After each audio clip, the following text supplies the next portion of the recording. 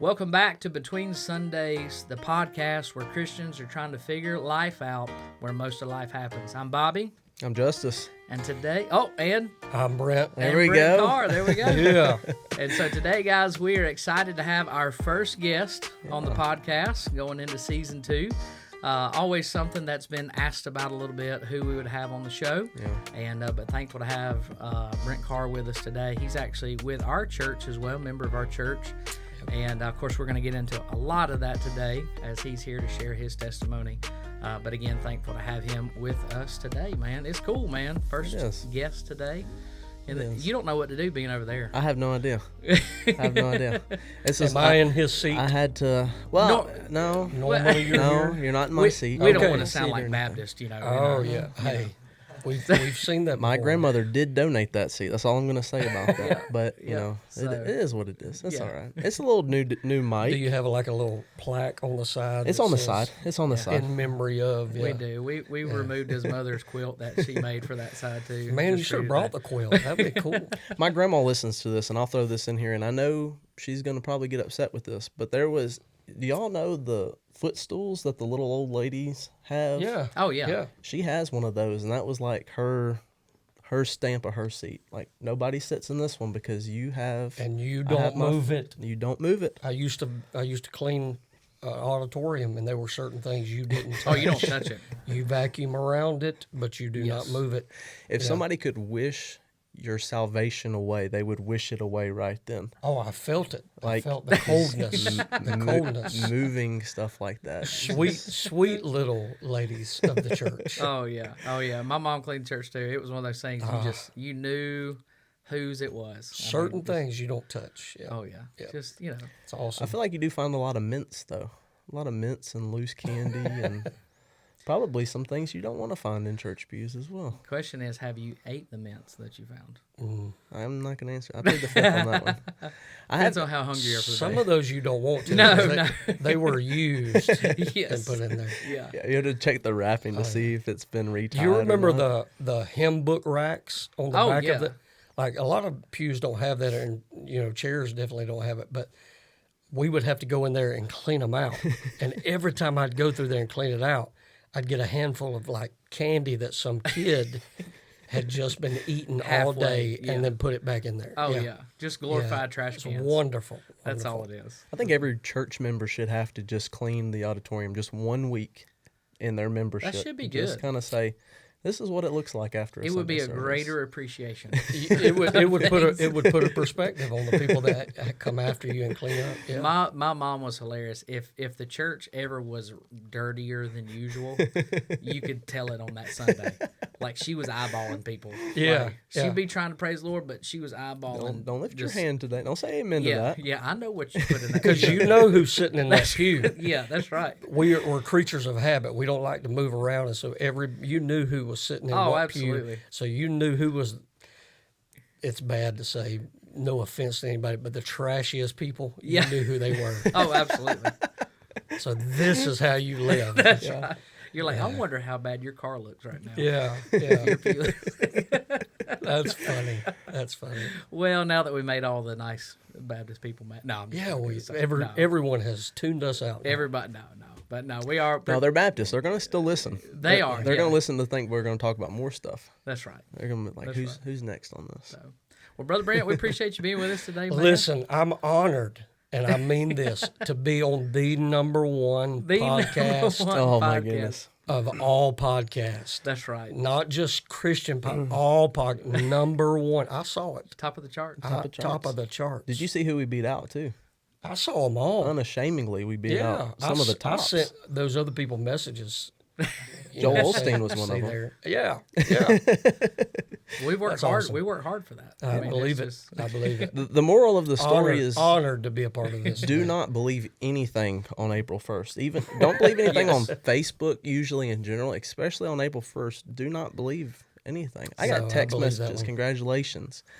Like go read the comments. Like I promise you, Oh, like yeah. No, it's I took it as fact. was not true, but it should have been. That's right. And that's what we're sticking with. Absolutely. Not true, Absolutely. but should be. We had some family members mad after that.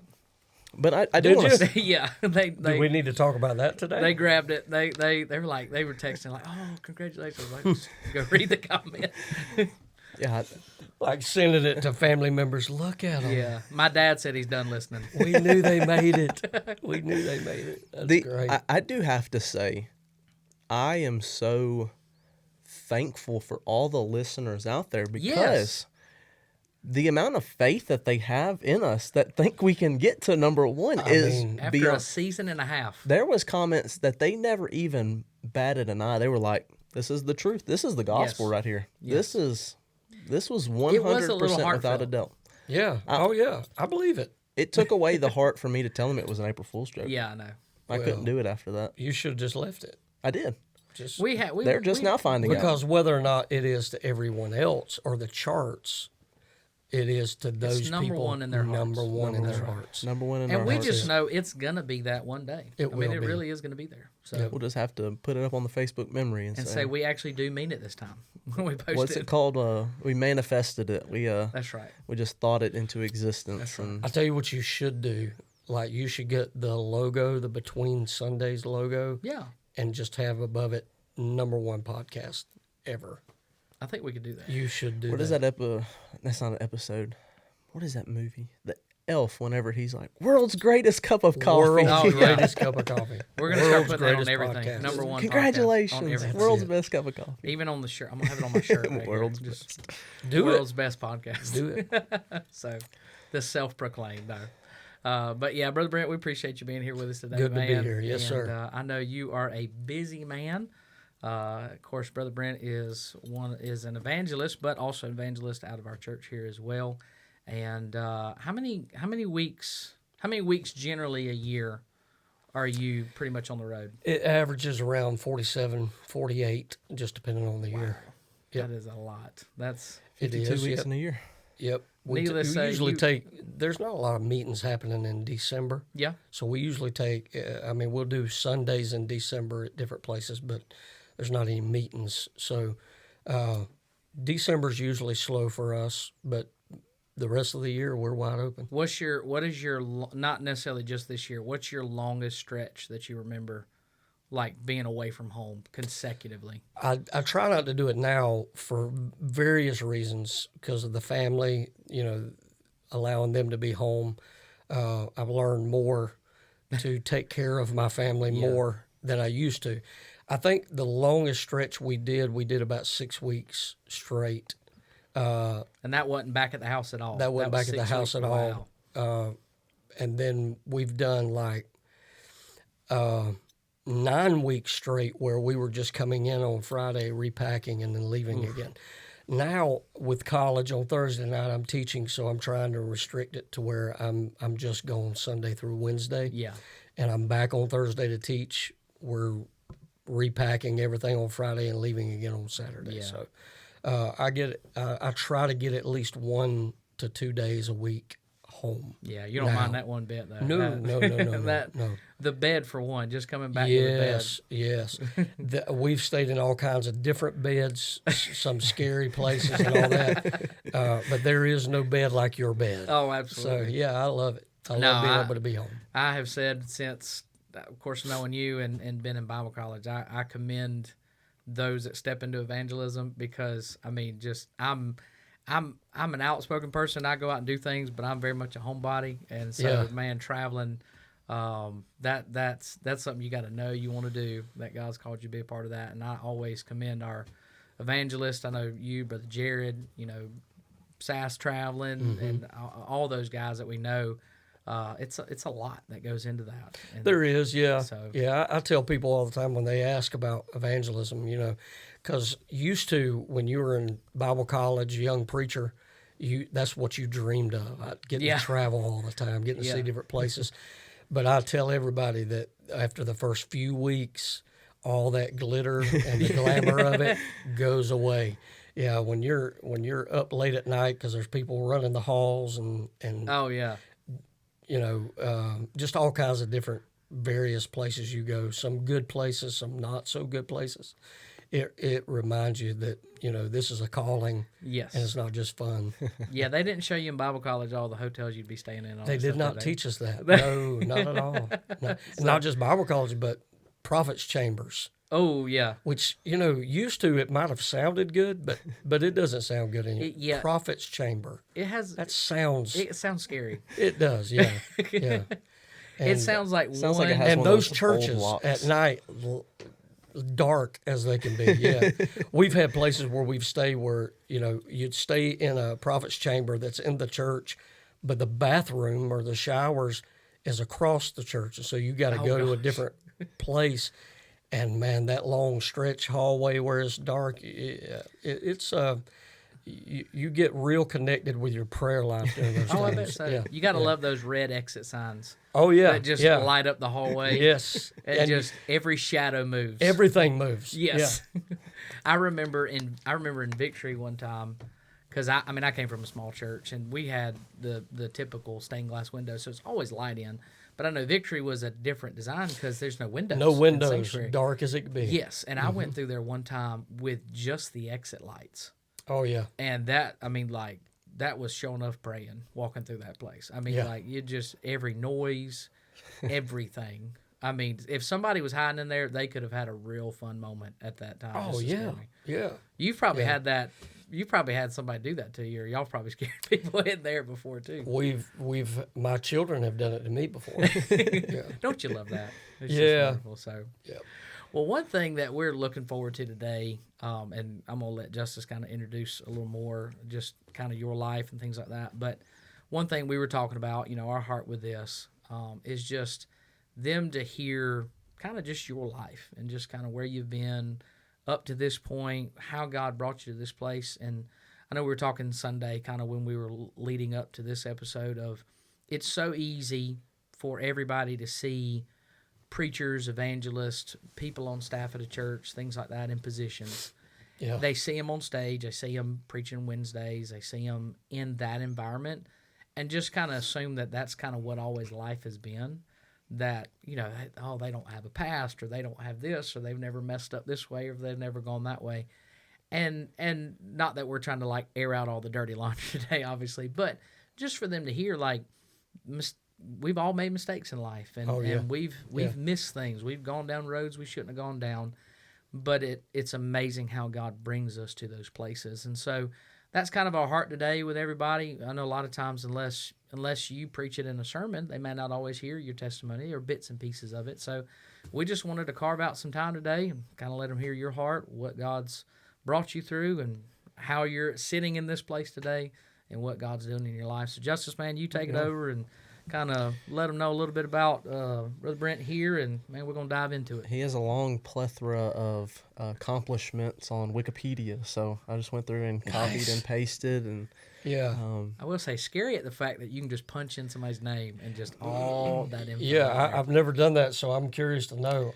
I do notice that we're talking about my whole life is just one page. That's all we have. again, it was we did bigger font just to fill the page. Yeah. I mean, I thought maybe it was going to print That more, is but my it just life did. right there. So Just did. that tells a lot. It just did one. It's got little dashes in here, so every once in a while you can kind of just fill in read between the lines of where it's at. But we've got Brenton Carr here with us today. Born June 6th in Cowpen, South Carolina. Grew up Independent Baptist, based and lived. Have you lived anywhere other than South Carolina? Have you always lived in South Carolina? I lived in Georgia for a short stint. Okay. Yep. But most of the time I've lived in South Carolina. Lived in South Carolina. Mm-hmm. It's got you down here as saved as a child. We're called to preach at 17. Mm-hmm. You've attended Victory Baptist College in North Augusta, South Carolina. We kind of talked about that. We'll get into it. But you've got a bachelor's in pastoral theology, a master's in biblical studies, an honorary doctor of divinity. You are the president of Carolina Bible College, one of the greatest Bible colleges Hey, That's right. ever. In my opinion, the greatest. The greatest. Shout out Carolina Bible College. Yes. The whole reason I moved here for Carolina Bible College. Arguably, the podcast wouldn't be here today without Carolina Bible That's College. right. So Yeah. president of Carolina Bible College, served at Victory Baptist Church in North Augusta for 10 years. Your roles were as the assistant pastor. You did the music minister at college and college leadership, so you were over all of that. Entered full-time evangelism in 2012. Excuse me. You've got... he was also our singles director then too. Singles director during that time. That's another episode of some Pigeon Forge trips. That's a whole different podcast altogether. Yeah. So there's a lot we could go into there. If you just getting into singles ministry, you will have enough sermon illustrations for a lifetime. I was telling Justice the other day, we were talking about one of the famous video scavenger hunts we did through town. And Those were fun. Oh, yeah. And I was telling him how Heather... And somewhat illegal. A little bit. Yep. Heather leapfrogged over Joe Wisniewski and kicked a chapstick display, and it exploded. Everywhere. Just everywhere. Everywhere, yeah. So those were fun nights. Oh, man. Yeah, there was some interesting times. Yeah. We didn't know what we were doing. We just did it Yeah. and prayed that we didn't get arrested for That's it. right. But honestly, it was a great group, and it was one that God put together. Yes. Because I didn't know what I was doing back then. My pastor just walked up to me and said, "We've got a group of young college-age students that's not really active. We want to get them active. We want them doing things, and you're going to start the ministry." Yeah. We're just following your lead. And I'm like, "But I've never done this before." And he was like, "Well, do it." And so we, when Larry Brown looks at you and says, "Do it," you do it. That's right. And so the Lord gave us a lot of grace during those years. But yeah, I mean, it really shaped a lot of what I do today. Yeah. Because of what I experienced back then in that singles ministry. So yeah, that was a big one. Well, I'll say this: I met Heather in that singles ministry. Yeah. So I mean, I'm thankful for it. It's remarkable to see who God brought through that ministry and connected them together. We've got people here we've got people in our ministry here that was connected through that ministry. Yeah. We've got people like yourself who you met your spouse through that ministry. So it's amazing to see how God did all that, and it was all Him. But I was thankful to be a part of it. Oh, we were too. Yeah. It was fun. Yeah. Carr Family Ministries since 2012 travels nationwide with family. You do revivals, youth meetings, camp meetings, leadership conferences. You minister with your wife, Katie, 2 children, Cambry and Caroline. You can give them a shout out. Focused on family in the ministry. Recently, this is very recently, was a guest chaplain at the House of Representatives in Washington, D.C. That is correct. So that was pretty exciting. That was cool to watch. That was Sat awesome. down and watched that on Fox, C-SPAN. C-SPAN. Yeah. Everybody had it pulled up. We were all walking around the church with our phones out, just doing our normal stuff. Was you watching it? Watching Oh, it. yeah. I think we had it cool, pulled man. up in here because we were doing an episode that day. I think we had to pull it up in here. We pulled it up later on because we had to go back and watch it. Yeah. See who was all in there. But that was definitely cool. And one that I wouldn't tell you what it was earlier. Yeah. The appearance as a soldier on the Patriot film. So you had to have known that was coming in there. Well, I was hoping we would bypass that one. But Well, no, that was a cool experience. It really was. It has coined a lot of college flags. So I won't tell you who has printed them or who has paid for those, but you've been a true patriot the entire time. So. That's great. But no, we really want to, and kind of what I said earlier, focus on you, but at the same time focus on what God has done through you. Yeah. And I really want this to be something the Lord's kind of put on my heart, especially with having guests on, is there's people that I enjoy going back and listening to later on and saying, they played such a crucial part in this amount of my life. But seeing what the Lord had done for them to get them to that point has always been an encouragement to me. I think about a lot of, even with Dr. Hurt and the relationships that he's made with everybody and kind of where our pastor has gotten from to where he's at now. And it really, there can be days that you feel like you don't have a purpose, or maybe this isn't what God's plan was, but inevitably it was all working together for the good. Yeah. And that's what my heart has been. I want years from now us to be able to go back and listen to, I think about Caroline and Camry going back and listening and saying, this is what Dad did before. Yeah. We've gotten to this part. So that's kind of what I want to do. We'll start as far back as you can remember, in the beginning, I guess. In the beginning. But living in Cowpens. Yeah. Growing up in Cowpens. Yep. So my family was heavily involved in church. My dad was a minister of music. My grandfather was a minister of music before him.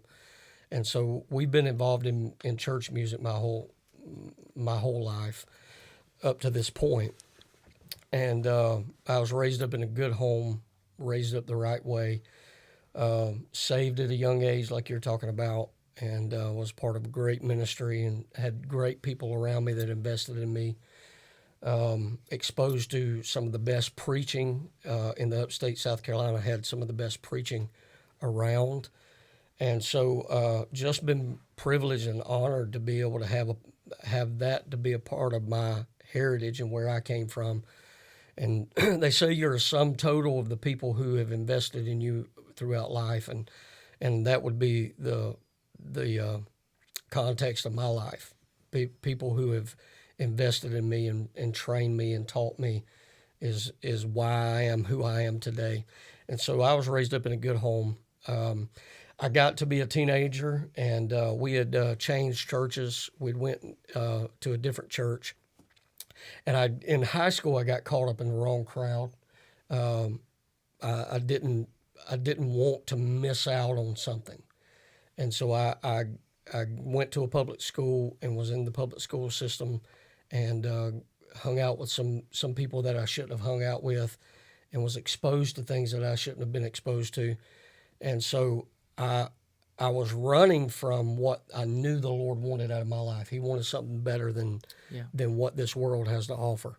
But I wanted to be a part of the crowd that everybody saw as the popular crowd, the cool crowd.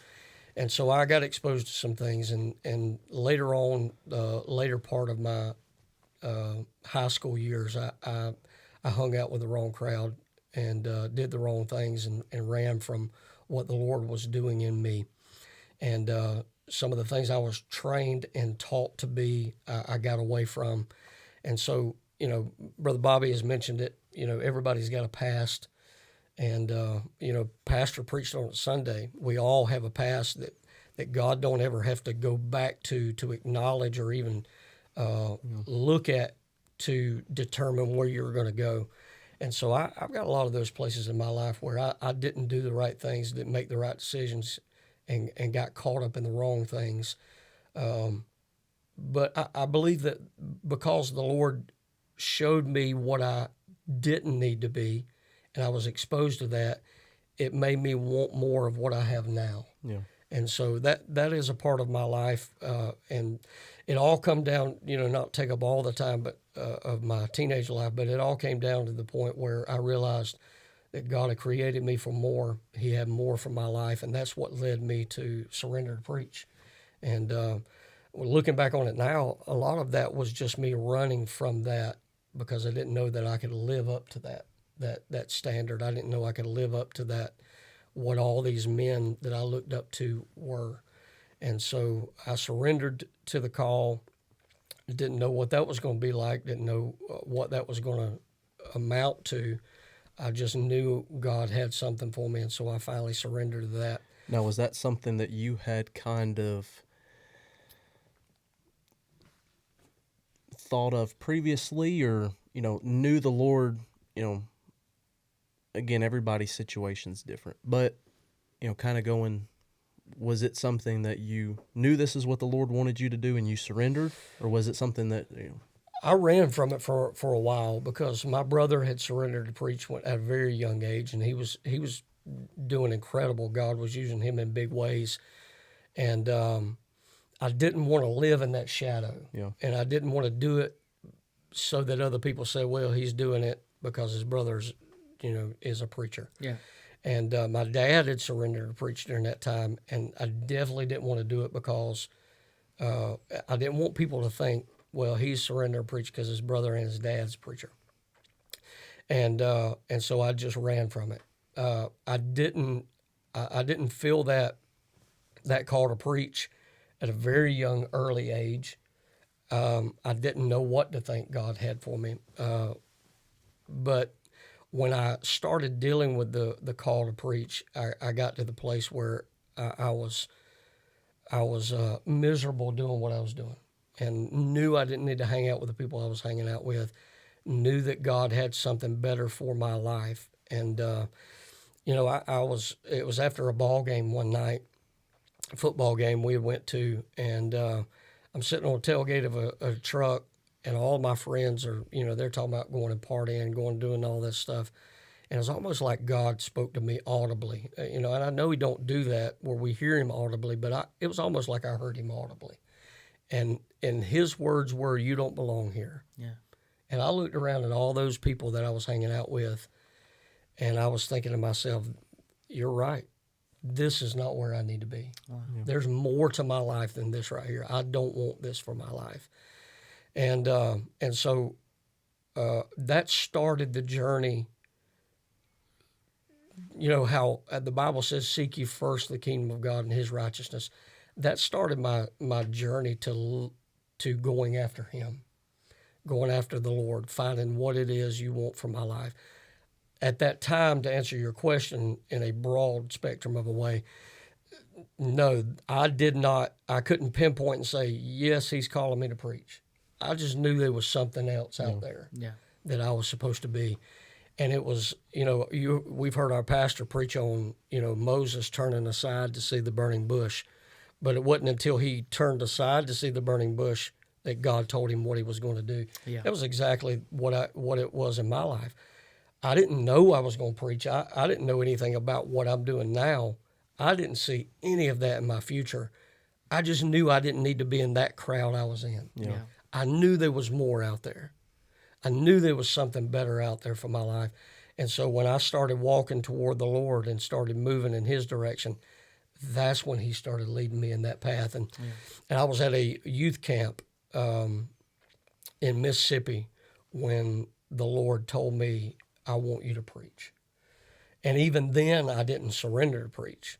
I just remember kneeling down at the steps of a building and telling Him, basically surrendering, saying, whatever you want from my life, I don't want to be miserable. Whatever you want from my life, here I am surrendering to You. And that led me step by step into meeting the right people in my life. I started going to meetings and, camp meetings and youth meetings and all that kind of stuff. And during that time, I was singing in a group, and the Lord was doing a lot with my life to do that, to kind of get me in the right places in these different meetings. And that's where I met the right people that led me to the full surrendering of preaching the gospel. And I spent about 4 or 5 years trying to figure out what that calling was going to be. And in that time was when I met people like Dr. Larry Brown. He was preaching in meetings around us, and I'd go to meetings to hear him preach. And that was when God led me to going and visiting where he's at in North Augusta. And that opened the door for me going to Bible college. So in short, to kind of summarize what we're talking about, it was one door after another that God kind of led me to where I would move to Bible college in 2001. And in that Bible college, I would meet our pastor, like you talked about our pastor. Walking through that door was what led me to meet him. In return, I met his daughter, who I married. I met people like you, met people like Jonathan Sassy, and some of these others that we're working in ministry with.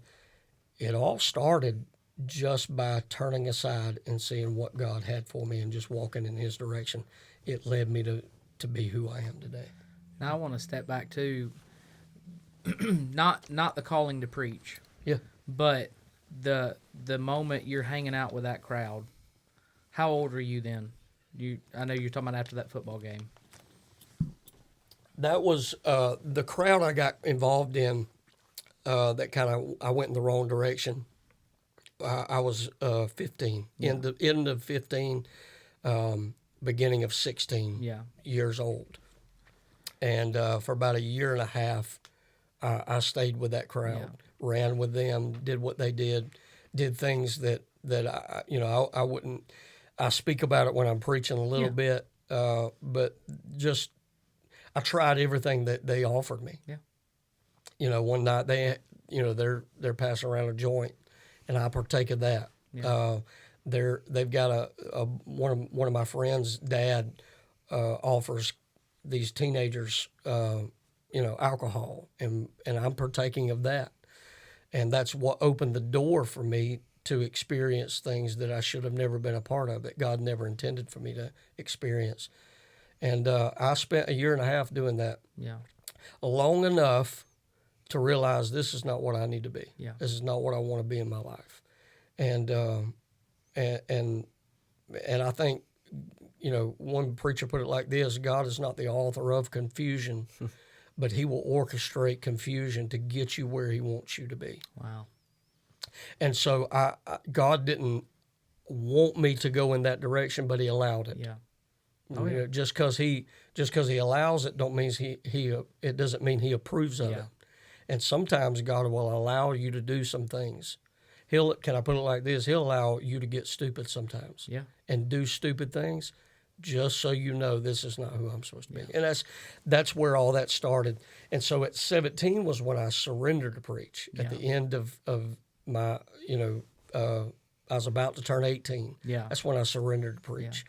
Yeah. And then, like I said, it took me about 4 years to really get to that place where I was completely sold out to it, and that's when I moved off to Bible college.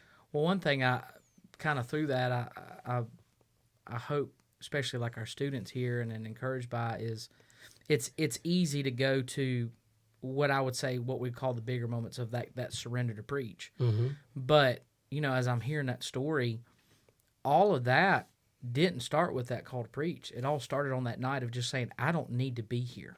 That was it. And so, that's and kind of what we've been alluding to through this episode is like it's so easy to look at the big moments, of, okay, he got called to preach and then he moved to Bible college. We kind of like skip the gaps. But, I mean, if you had never in that night after that ball game, if you had never come to that place of saying, this isn't where I need to be, I don't know what I need to be doing. Yeah. I have no clue. Like you said, you never saw any of this on the radar. Right. But you just knew it's not what you needed to be. And the reason I kind of wanted to circle back around to that is I remember talking with Heather one time and her kind of saying the same thing in her life of just going down those roads, being in those places, and it just hitting her of like, this ain't me. Yeah. Like, this isn't what God has for me to be.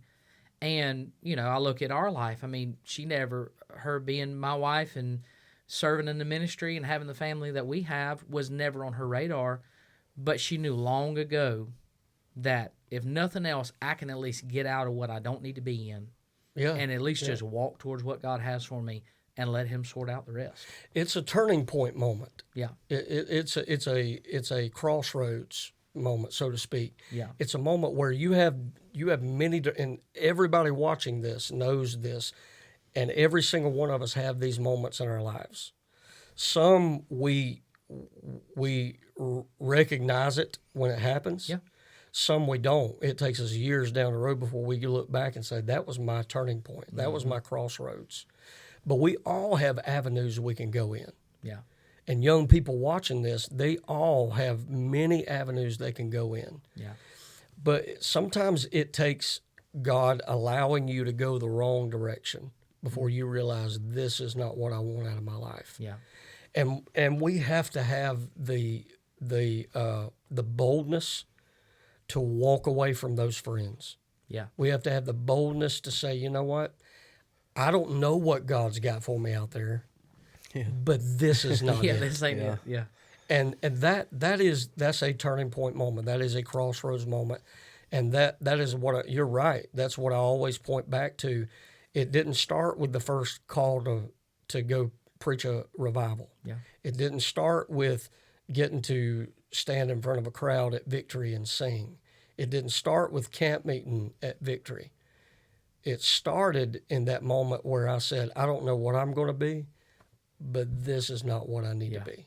I love that. And so, yeah, I can always point back to that moment. And it was that night that I was saved. I just wasn't living it. Yeah. I knew I had Jesus, but Jesus at that time didn't have me. Yeah. Because I was trying to go every other direction. Wow. And so it really is to look back on it. I wished I had one of them testimonies that says I never had to go in those directions. I never had to experience that stuff. You're raising up my children.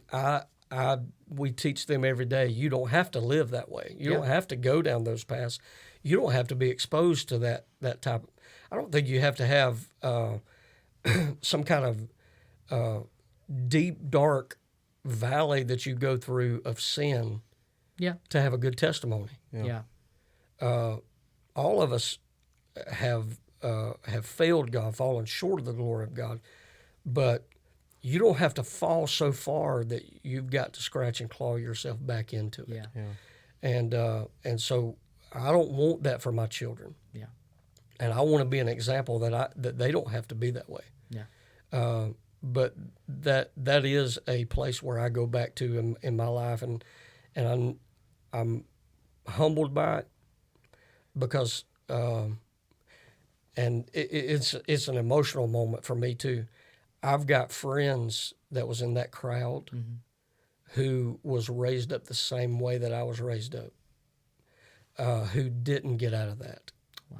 And I know one of them right now that is in heaven because he didn't get out of it, and he died in that, and because of that route, and that always kind of registers with me. It's a sombering moment. It's a heartbreaking moment because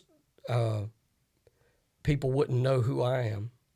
And I wouldn't be who the Lord has allowed me to be, and I wouldn't have the family that I have today if God didn't reach in there and pull me out of that. Wow. And so I often look back on who I could be today if it wasn't for the grace of God. Absolutely. And so, all of those are things in my life that I often go back to and look back at, and it's all Him. You talked about at the beginning of it.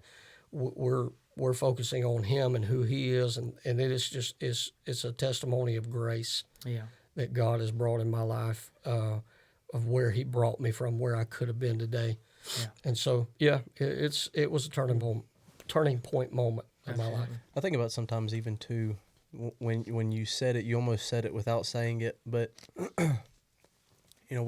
we all as Christians a lot of times, having that Holy Spirit inside of us, know when we're doing things we shouldn't be doing.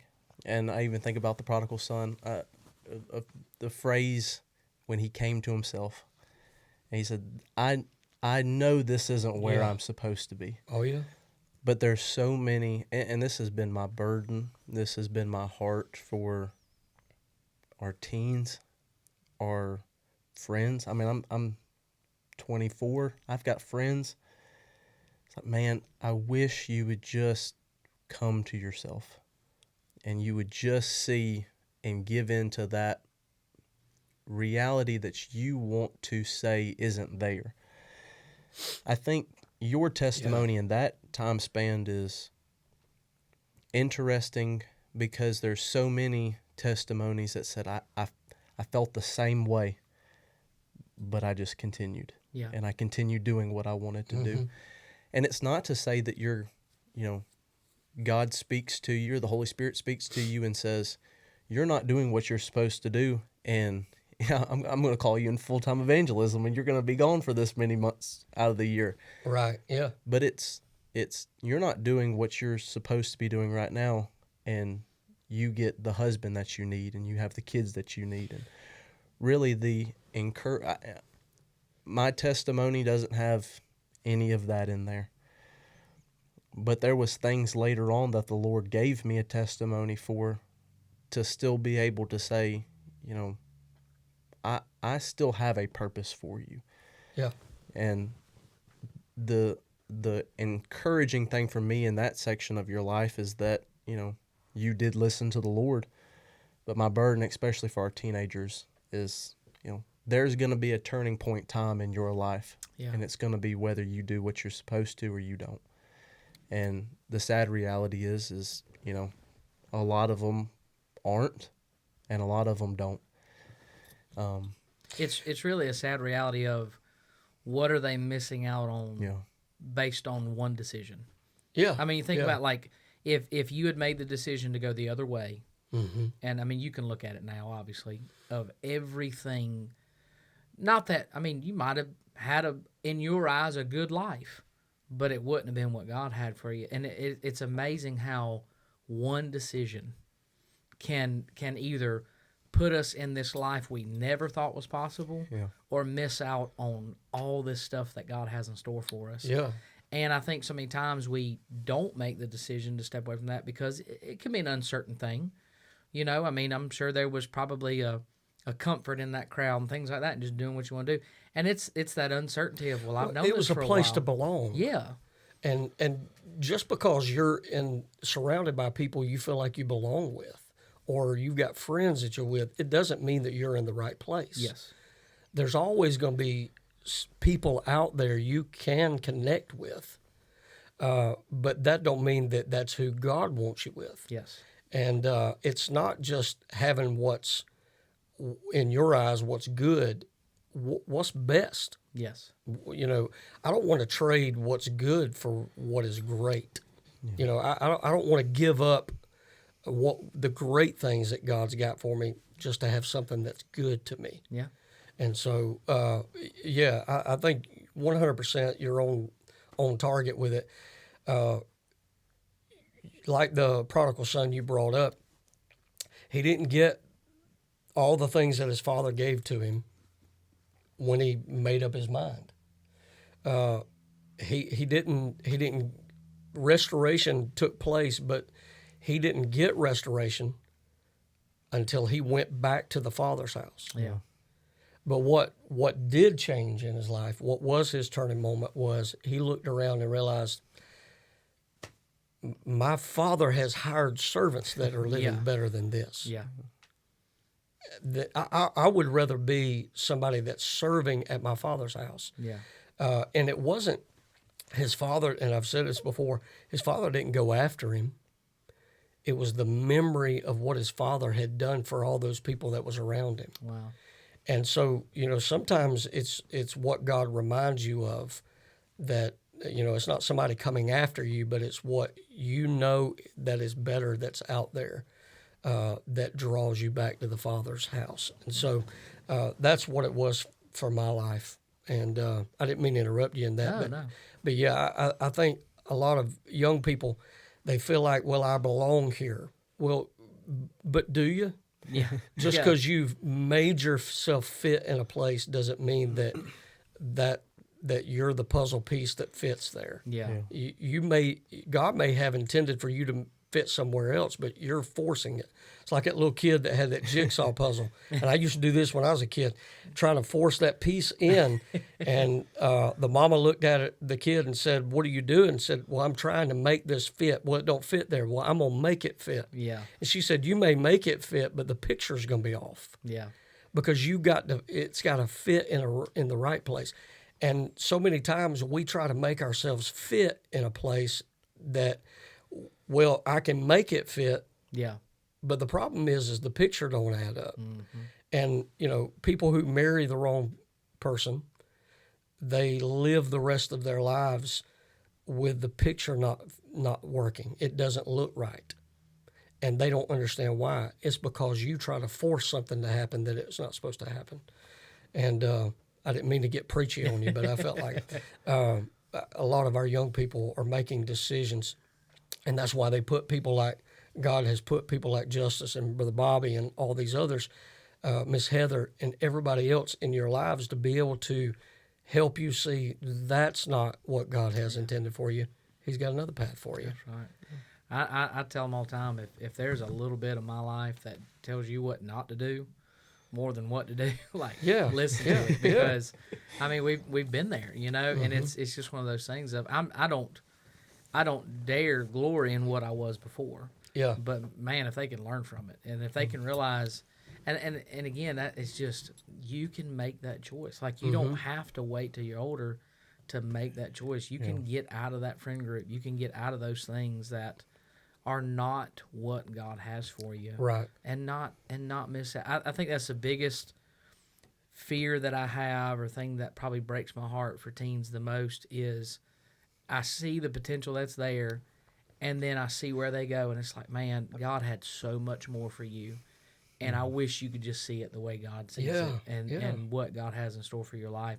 Again, it may not be an evangelist on the road. It may not be what I do or anything like that, but it's definitely better than what they got. Yeah. And it's definitely better than what they think is what is for their life right now. Let me ask you a question while we're on the subject of all this. Do you feel like young people don't understand, they don't have a good perspective of God, of who He is? Like, it's almost like He's out to ruin their fun. Yeah, oh, absolutely. But they don't understand how much He loves them. Yes. That was me as a kid. Yeah. I didn't understand how much He loves me and wants to give me the best. Yeah. They think, man, if I surrender to Him, He's going to put me with the most boring people, the worst. But we don't understand that He wants you to enjoy life. Yes. He's not into taking your fun. He wants to show you what real fun really is. And do you feel like, working with young people, you would have a better perspective of this than even I do, but do you feel like they just don't understand the heart of God enough to trust Him? Oh, I believe that. That He's got the right people out there. I believe that, because, I mean, I had that mentality. And I think a lot of it is we treat God almost so much like our mom and dad at home, of just all these rules, and we got to abide by this, you know. And, I mean, even looking back at that, I can see that things my dad put in place were not because he just didn't want me to enjoy life. It's just wanted me to do it and be safe and be in a good place when I was doing it.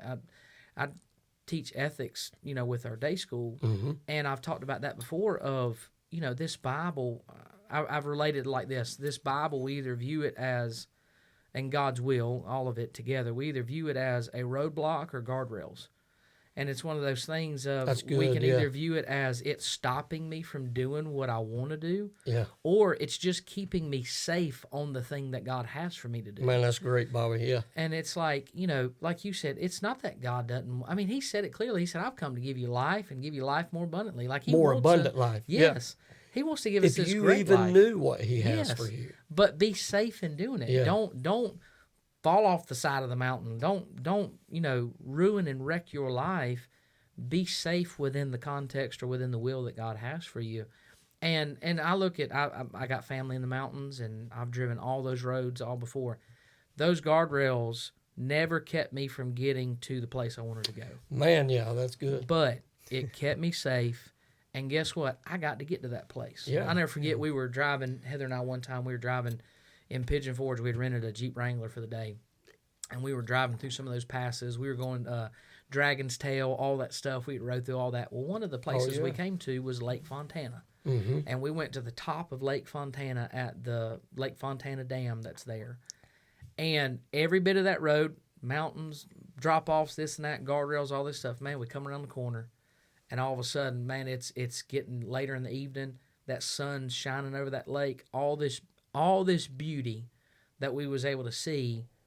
And guess what? All of that did was keep us safe to get to that place. Yeah. And there's no telling the beauty. There's no telling the greatness. And there's no telling the thing that God has for your life that we would be so in awe when we finally see it.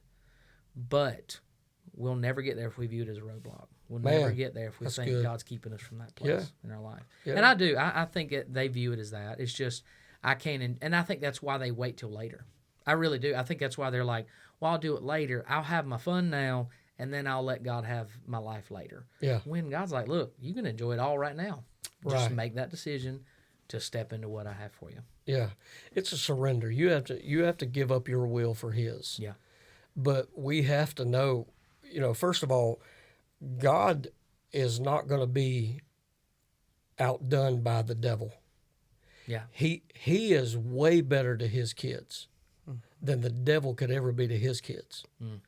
But we see it like the devil lets you do whatever you want to. But we don't realize, no, he don't. The devil entices and tries to lure you into a trap. Yeah. And whatever he tries to give you and show you is not what we think it is. It's not real fun. It's not real joy. It's not real happiness. It's all fake. And so he'll lure you in. So like Brother Mark always uses the lure, the shiny lure. That fish thinks that's a treat. It thinks, well, that's going to satisfy my appetite. But that lure has hooks on it. It's not food. It's not a treat. It's a trap. Yeah, absolutely. And so, young people today, if I could tell them anything about my past and where God brought me from, is just stick with the people who are trying to help you. The guardrails. I love that. That's a great analogy, because they're trying to steer you around sidestep the landmines of your life. Yeah. That could damage your life. They're trying to get you to a destination, trying to get you to the place where God can give you what He wants. But you have to be patient with Him and allow Him to do that. Absolutely. And so, I think that's right on topic for all young people today, because there's so many things out there. In fact, there's more enticements out there for my children, than there were for me. I didn't have Facebook back then. I didn't have social media back then. Yeah. And I still made the wrong decisions. And so we blame all that on, how bad, quote unquote, bad young people live today. No, young people were living bad back in my day. We didn't have none of that. Yeah. You can't blame that. It's just another Just avenue. wasn't documented as much. That's right, exactly. On social media. It's not that, that we didn't have things out there. It's just one more avenue for them to get involved in something that they shouldn't be involved in. But that's why God put people like you two in their lives to try to help. Yeah. So going to college, graduating high school. That's right. We were talking about my life. Going to Felt like preaching there for a We had a minute. good little segue there. It might. He kept scooting his mic just a little bit farther away. I was like, I'm going to try to push Starting to it. hack. But no, graduating high school, was it a short time that you, of course, going to college, but, of course, with my situation, I waited a year and for reasons, but decided to go. Was that something that you came straight out of high school and went to college, or? I went to college, but I didn't go to Bible college. I like I said, I surrendered to preach early, but I had some people in my life that kept telling me, you need to go get a secular degree before you get in the ministry. Yeah. And they meant well, in what they were saying. And I don't deny that at all. And so I went to secular colleges, and pursued different avenues, secular jobs. And so I went to college and trained to be a draftsman for an architect, and went and worked for an architect, and then left the architect and went and worked for a civil engineer and was doing drafting for them, and did that for a couple years, and really did well with it. Got paid good. I was a single man, had a nice car, had a girlfriend at the time, and man, I had everything that I thought I wanted, but was still miserable. Yeah. And didn't realize why I was miserable. I was sitting there working in my office and working on a computer. We're doing a layout. The fiber optic cables that they come in and they've put in that got rid of the old cable business. We were laying out fiber optic cables in the city, and I'm drawing these maps, and I'm sitting there staring at a computer screen, making good money, got a great job, benefits, all that. And I thought, this is my life. And all I could think about was, I'm sitting here and the only witness I have is me witnessing to a computer screen. And I said, there's more to my life than this. And it was another one of those moments where I realized this is not what God intended for me either. I wasn't doing anything with the call to preach. I was just trying to earn a paycheck and have a career, but it was not where I needed to be. I was going to ask, were you preaching much through that time? No. And, there were some people in my life, like I didn't have, at the time, didn't have the spiritual guidance that I have here. And like, there were certain people in my life that they kind of raised an eyebrow about my call to preach. And so I didn't get many opportunities. Okay. I had one preacher who said, well, you think you're called to preach now, but we'll see. It was kind of like the statement. Wow. That was a preacher who told me that. And it kind of like put the fire out. Yeah. And, fast forward to today, this is a commercial basically, but one of the reasons that I want to encourage young preachers is because back in that day, I didn't have a lot of that. In fact, some of the people in my life that I had in my life didn't really encourage the call to preach. Yeah. They didn't encourage me to go to a Bible college. They didn't encourage me to learn more. They just kind of raised an eyebrow and said, because honestly, in their defense, they heard me preach one time and they thought, there's no way this guy's dying. And if you heard that sermon that I preached the first time, it was terrible. And so I understand why they didn't think he's probably not called. And so I didn't really have a lot of that backing back then for somebody to kind of push me in that direction. And so I didn't do anything with the call to preach. I was not preaching anywhere. I had one preacher, I walked up to him in those days and I said, hey, if you ever need anybody come preach for you on a Wednesday night, I'm available. I'd love to fill your pulpit. Yeah. He put his arm around me and he said, I have to be real careful about who I put in my pulpit. Oh, no. He said, I'm really jealous about who I put in my pulpit because I can't just let anybody up there. Oh, man. And so I'm like, well, all right. That kind of took the fire out of me.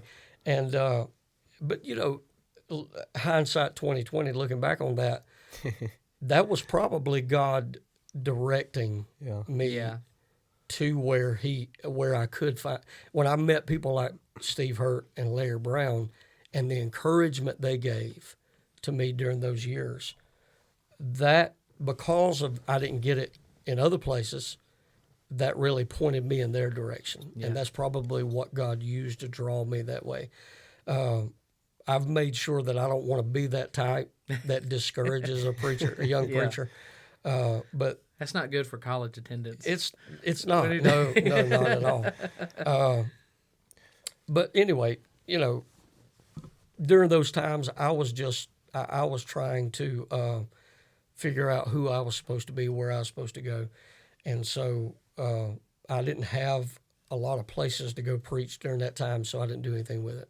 So I feel like you could say it. I wasted some years, but really it was just God, showing me again what I didn't need to do. Yeah. And even though I had that training to be a draftsman and made good money, I knew that's not what I wanted to be for the rest of my life.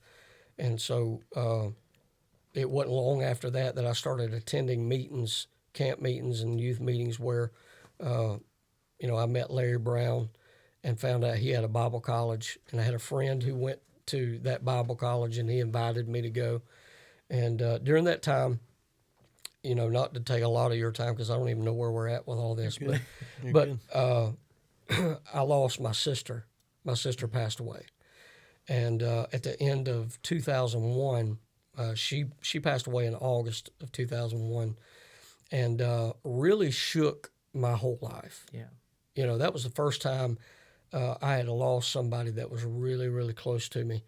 And it really, you know, at that age when you're 20 years old and you lose somebody that's so vital in your life, that's so close to you, it just kind of hits the reset in your life, and you start putting things in perspective and realize how fragile life is. And that's the way I felt about my sister. And so I kind of stopped and went. I didn't go through a depression, but I went through a dark place in my life. And man, you know, my parents, they were dealing with it, and it shook our whole world, you know, our whole family, because we just never saw it coming. And she was 26 when she died, and had a little boy who was 4 years old, who now we're trying to help through all this. And it just shook our world and shook the very foundation of what I was building my life on. And that was when I really started looking for something. What does life mean? What am I going to do with the rest of my life? And that's when I met Larry Brown. And he told me he had a Bible college, and I went to his college one night on a Thursday night to just sit in a class. And I got there late, so I didn't get to sit in the class, but I went to the church service that they had on Thursday night. And he wasn't there. Just a little blip in the map of my life. He wasn't there at the first part of the service, and so I thought I missed him. And I'm sitting in the very first time I went to his church, and I'm sitting at Victory Baptist Church in North Augusta, a Thursday night. Larry Brown's not there. Steve Hurt's up leading the music. I don't know who's preaching that night, and so I'm just sitting there. And then about halfway through the service, while the choir was singing, Preacher Brown walks in and sits down. And it was almost like the spirit of the service kind of picked up when he walked in halfway through the service.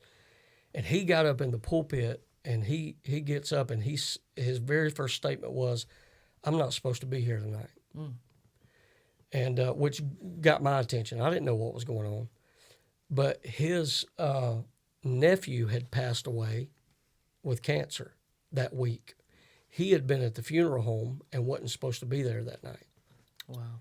And he come walking in, and he stands in the pulpit, and he says, "I'm not supposed to be here tonight. I just came from the funeral home, but God told me I needed to be here tonight for a specific purpose and a reason." He said, "I don't know what that is, but I came anyway." He said, "I want to preach." And so everybody's amen and preach, preacher. And I'm watching intently. He just said he had came from the funeral home. I just went through the death of my sister. Mm-hmm. So it kind of registered with me. He got up and preached a sermon called "Old Death, I Got Something to Tell You." and preached from the verse of Scripture that says, "This is your hour in the power of darkness," where Jesus is addressing the Roman soldiers before his death. Yeah. And he talked about this is the hour, death has his hour. But then he preached, "Old death, I got something to tell you. This may be your hour. You may have a moment. You may bring heartache to families. Death at times brings discouragement to families. Sometimes you got to walk through the cemetery. Sometimes you got to go through death's door. But old death, I got something to tell you. Mm. God has his hour as well." Yeah. And he preached on this is God's hour. And there was not a sermon that anybody could ever preach that would have reached where I was living at that moment, like that sermon. Wow. And that was the moment where God told me, you know, this is what I want for your life. Yeah. This is where you need to be.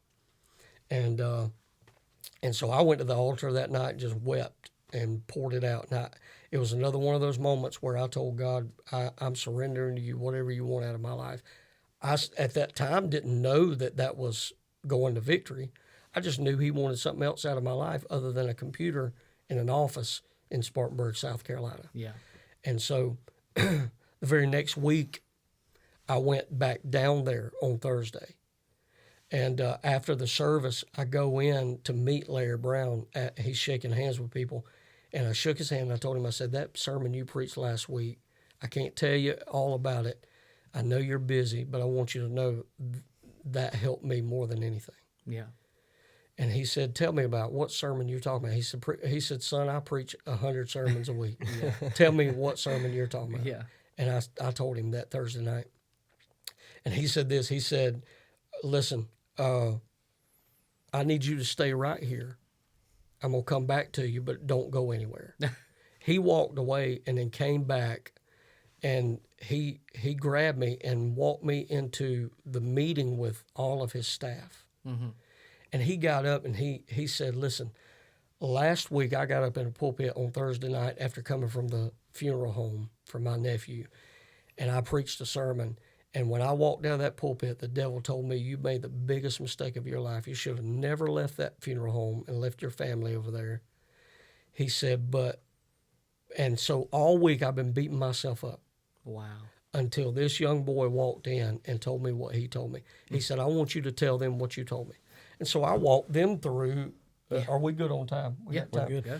He said, I walked them through everything that I just went through just a couple months before with my sister dying and me going through that dark place and trying to figure out what God wanted for my life. And I told that whole staff there. And man, by the end of it, we're all just boo-hooing and crying. And I told them, I said, this message that Preacher Brown preached last week could not have helped anybody. No other sermon could have been preached that reached me where I was at. Yeah. And he used that by telling them, and we've heard him do it before, or after all that, he said, you never know who you're helping. Mm-hmm. And you never know that nudge that you get from the Holy Spirit to go do something. You need to do it anyway. He's telling his staff there. I didn't realize, Bobby, at the time, but that same staff he's talking to is a staff that I was going to be a part of one day. But God had orchestrated all those things. Yeah. The death of his nephew. Again, he's not the author of confusion. God is not. But he will author your life in confusion. And he's talking to this staff and using me, a kid he didn't know, his story, to a staff that one day I would be a part of. Yeah. And I didn't realize it when I walked through those doors, but I would work for that same man later. And so God started orchestrating all that. To sum up everything, when I walked out of that meeting that night, he said, hey, you know how he can holler at you. Yeah. I stuck my head around the corner. He said, are you a preacher? I said, yes, sir, I am. He said, you smell like a preacher. He said, I got a Bible college with a chair, and it's got your name on it upstairs. He said, we're starting Bible college in January. I want you to be here. Yeah. And sure enough, in January, I walked in the door, and that's where my Bible college days started. Yeah. At Victory. And I didn't realize it, but a year later, I would be working on staff at that church. Wow. I think what's crazy through that, too, and I mean, it's one of those things that you you tread lightly in saying this, but, you know, you talk about the death of his nephew, and not that we would ever want to lose a family member, but if you hadn't gone through what you'd gone through with your sister, yeah. I mean, if you'd never had those feelings, if you'd never gone through, and again, we don't want to say that because we want to lose somebody for God to bring us through things, right? But yeah. it's a testament to how God can take a tragedy and turn it into, not to sound like an old song, into a testimony, and God can use that of God brought you to that place with those feelings in your life, use that sermon to resonate to those feelings. And arguably to say that if it wasn't for that valley, would you have stayed comfortable in Spartanburg? Would you have stayed comfortable doing those things? That, I mean, again, most had likely. a good life. That most you were, likely. not yeah. that you weren't doing wrong things, you know, all that stuff. Living a life that was a good life, but it's sometimes those valleys and those things that God allows us to go through that is also part of that orchestration to get us to those places. God doesn't make the mess of your life, but he will draw a ministry out of the mess. Wow. And he's done that in my life in several places. I can take you through several places of my life. And all of us, everybody, my life is no different than anybody else's. I'm no better than anybody else, and I'm not to be. My life is not to be put in a book above anybody else's, because we all have a story. Yeah. Every single one of us has a story, and he's the author and finisher of our faith. He's the author of the story. He's the one that writes the story if we will give him the pen and allow him to do it. And I'm just a living testimony, just like he is and just like you are. God brought you from North Carolina. God brought you from Alabama. God brought you from across the street. He brought me from upstate South Carolina. We all have a story that he's trying to write. Yeah. And there's low places, there's bad places, there's bad things, but God can take all that mess and make a ministry out of it if we'll just let him do it. And that's all I am. That's all my life is. I look back on it and how did I get to be in this seat? How did I get to be here? I don't know. All I know is to tell you, and if there's a verse that sums up my life completely, it's out of the book of Psalms, and it says, "This is the Lord's doings, and it is marvelous in our eyes." My life is his workings, and I just stand back in awe of it. I'm just thankful. You know, I thought that you started talking about the thing that happened, a couple weeks ago in Washington, D.C. I'm sitting in the middle of the house, and I've seen these people that are walking around. I've seen them on TV before, and I'm like, how did you get here? Yeah. I'd have loved to have seen your face when you got that phone call. Oh, my goodness. It was crazy. I'm like, you want me to pray and open what? Yeah. It was just, it's a phenomenal thing that God just proves times and times again that he'll put you, the Bible talks about he will put you before great men if you allow him to. Yeah. He will put you in places of greatness that you never experienced before if you allow him to write your story. Yeah. If I was writing it, I'd probably still be in Cowpens. And you know what? That's okay. If he wanted me to live in Cowpens and be somebody that nobody knew, that's okay. Yeah. There ain't nothing wrong with that. But I'm a living testimony of what he's done. But the avenue from Spartanburg, you asked how did I get from Spartanburg to North Augusta, the college. It was a lot of confusion on my part and a lot of orchestration on God's part. Yeah. It's an encouragement to see, and kind of some stuff I want to get into just a little bit. But, the steps that you said it a minute ago, look back in hindsight's 2020 of seeing, what the Lord is doing, not understanding, and then it making sense.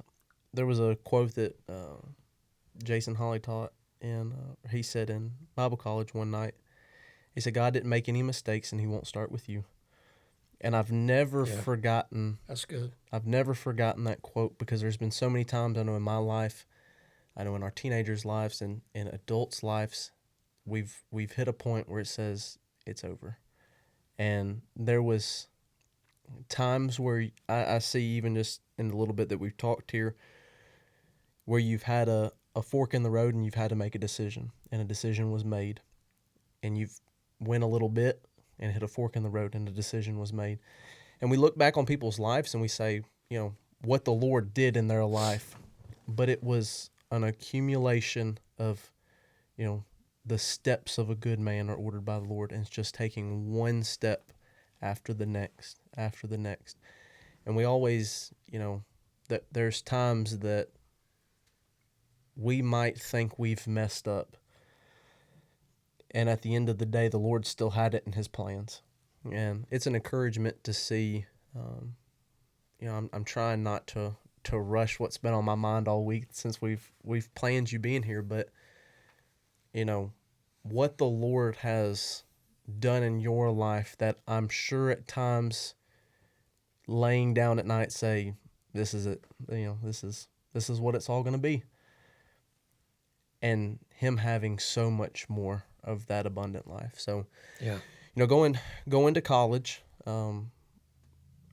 we could make a whole nother episode, I'm sure, on the 4 years of going to college. That's what one of the guys were talking about the other day.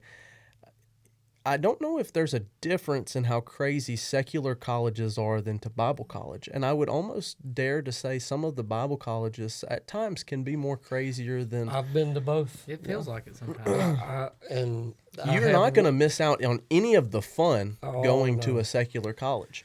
I was about to say, now that is a whole episode of dorm days. Oh, yeah. And all We that. just remember what happened the next day. Podcast all in itself.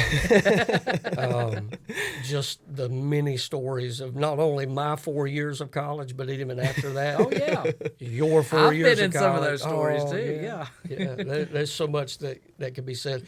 But no, I've been to both secular college, and I have no issue with anybody that goes to secular college. But the experience of Bible college far exceeds it. There's no words you can say to express it. But yeah, it was something else. And kind of before we kind of get off, kind of going through with Carr Family Ministries and kind of continue on with that, for the college students, going to, again, if we were going through my testimony, it would be step after step after step of what someone else had to go through for them to say, I just saw that one of my friends shared something that there's a new college starting. And me seeing that progression of the Lord working in my life and finally coming here, what would be one piece of advice for a college student saying, there's something more for my life, I just don't know what it is? What would be something that you would enter a quote or a statement in there?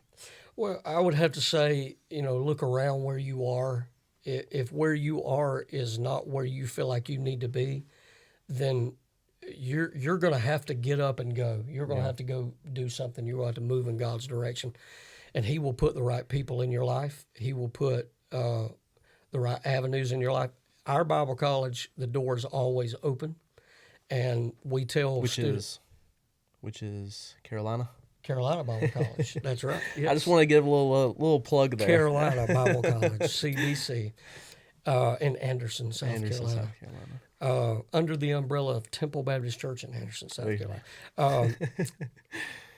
We tell students all the time, I might have said this to you, you make a decision to come here. If you get in the middle of it and realize this is not what God wanted for me, then you're not too far that you can't go back home. Yeah. But you'll never experience it if you don't step out by faith. God's not going to give you the 4 years in a play script to show you what your 4 years are going to be like. He's not going to tell you. He's not even going to tell you what your first semester is going to be like. He's just going to give you a nudge. Yeah. That, hey, this is what I want for you. And it's the little steps.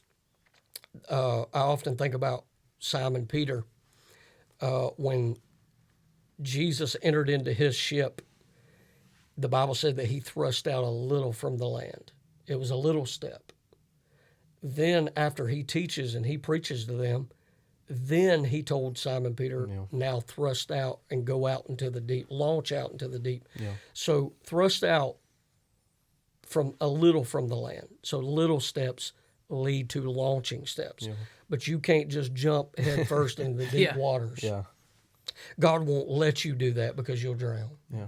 You have to take it little by little steps at a time that lead you to the big steps. And so it may just be, putting in an application at a Bible college, or it may just be coming and sitting in on a class. I think about Casey. Casey, who is a great cameraman today, has done such a great job. He started coming in and just sitting in on the classes. Yeah. And, I don't know if I'm letting the cat out of the bag, but I have heard that you are signed up and ready to go for next semester. That's right. But it started with just, hey, I'm going to go check it out, see what this is like. and that's what God does. He just wants to see, are you going to be faithful in the little to lead you to the launching? No, that's good. Yeah, no, I just think it's an important part, especially with, picking a college, making sure that you are picking the one that, of course, Christ wants you to attend. Right. Yeah. And also finishing well with it. And I think that plays a big part in, finishing what you start and starting where you're supposed to.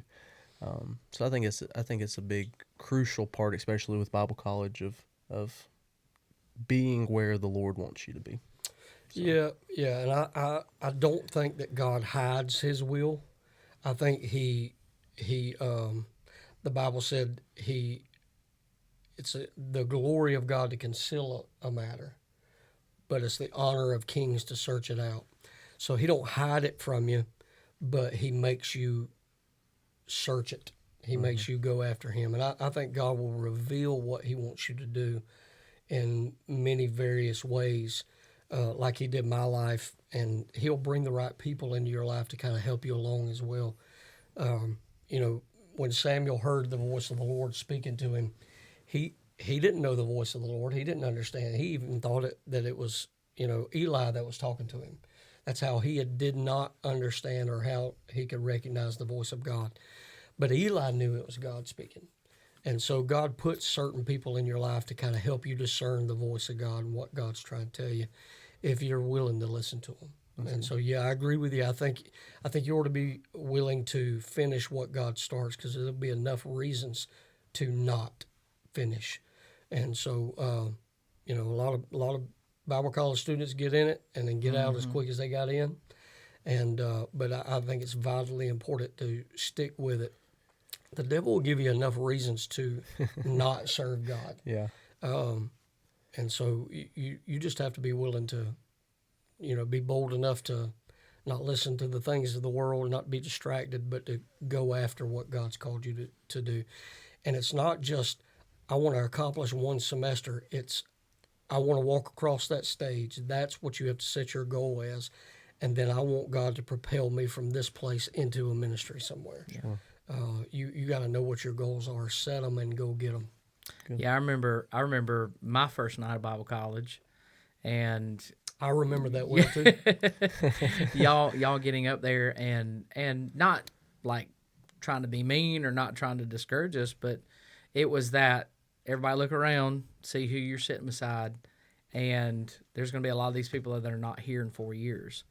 And I remember sitting there, I was like, that can't be true. I'm like, we're where God wants us to be. I mean, all this stuff. Everybody's excited. Yeah, everybody's excited, all that stuff. Who wouldn't want to do this? I know. Not me. I'll finish. Yeah. I'm going to finish. And but I remember looking around after 4 years, and it was very true. And I remember after my first full year, it was a big choice for me, because it was that, do I go home?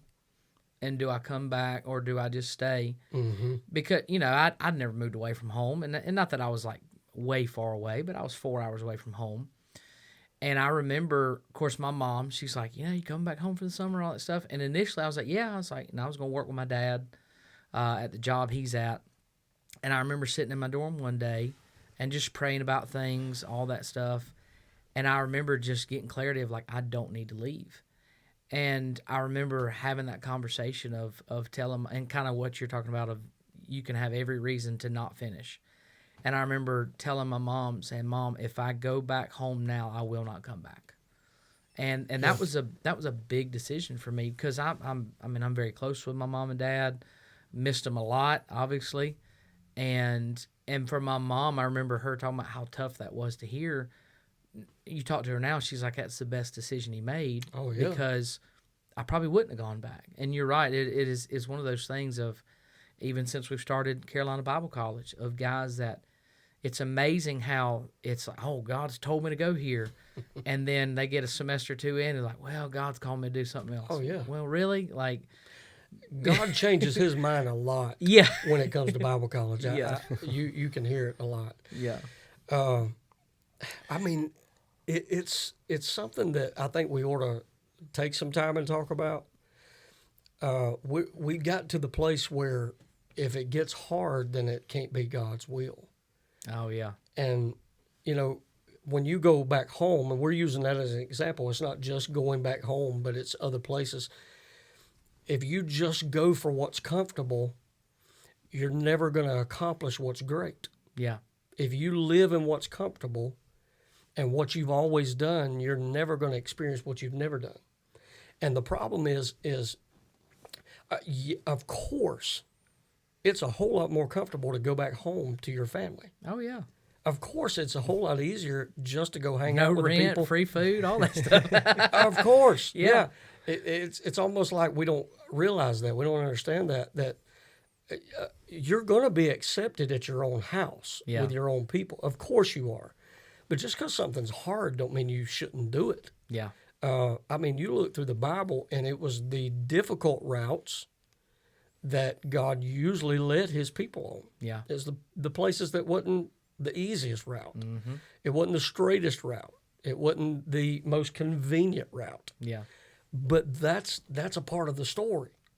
You know, why wouldn't you want that in life? Why, you know, God will take you through hard places, but it makes you who you're supposed to be. Absolutely. So you're right. I remember those days, and you were one of the few who stuck it out. Yeah. And look what God's done with you. Oh, now. absolutely. You have the #1 podcast in the world because you stuck it out. That's right. That's right. I stuck with it.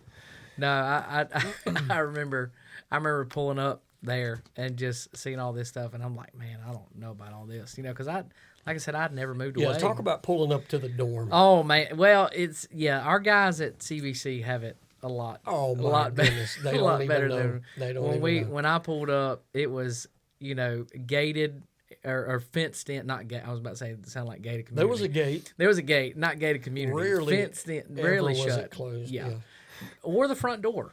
But the door wouldn't shut at all. Wouldn't shut at all. And I pull up, and I remember my dad saying, "This ain't it," and we kept driving past it. This can't be. This can't be it, because it was just like this open metal structure, which we didn't know was the tabernacle at the time, where we had the services. Oh yeah. And then just this white block building. And so we literally drove past cinder block.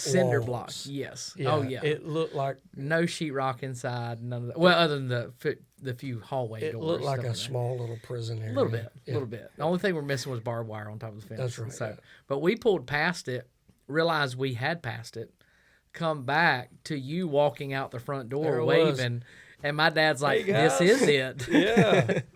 And so, I mean, you definitely got to make sure you want that. I mean, just to make sure you want to stay. But, I mean, it's so true. I mean, I wouldn't trade. I wouldn't trade what God has done, looking back, even with the hard times, because there was moments. I remember I went through probably 9 jobs in about 4 years. I will say this, not because of lack of work ethic. I worked very hard. But it would be those where they'd bring in 3 months at a time, and right before your benefits kicked in, they'd be like, "Oh, we don't need you anymore." Yeah. All this stuff, and a lot of struggles through that, and just wondering things. But you know what? In the hard times was some of the sweetest times in my relationship with God, because if it wasn't for those moments, I wouldn't have seen how God can provide through those things.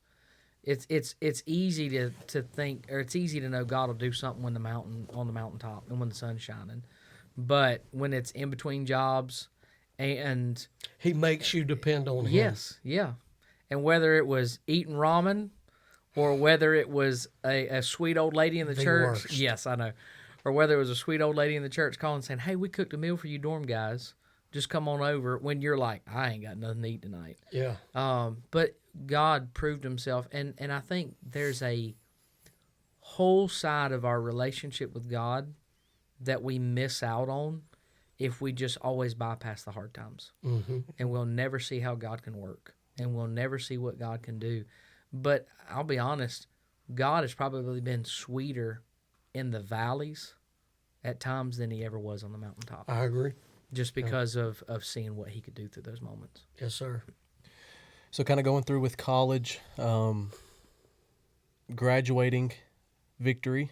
Yeah. Finishing up with Victory. You know, you kind of talked about staying and working after graduating Victory?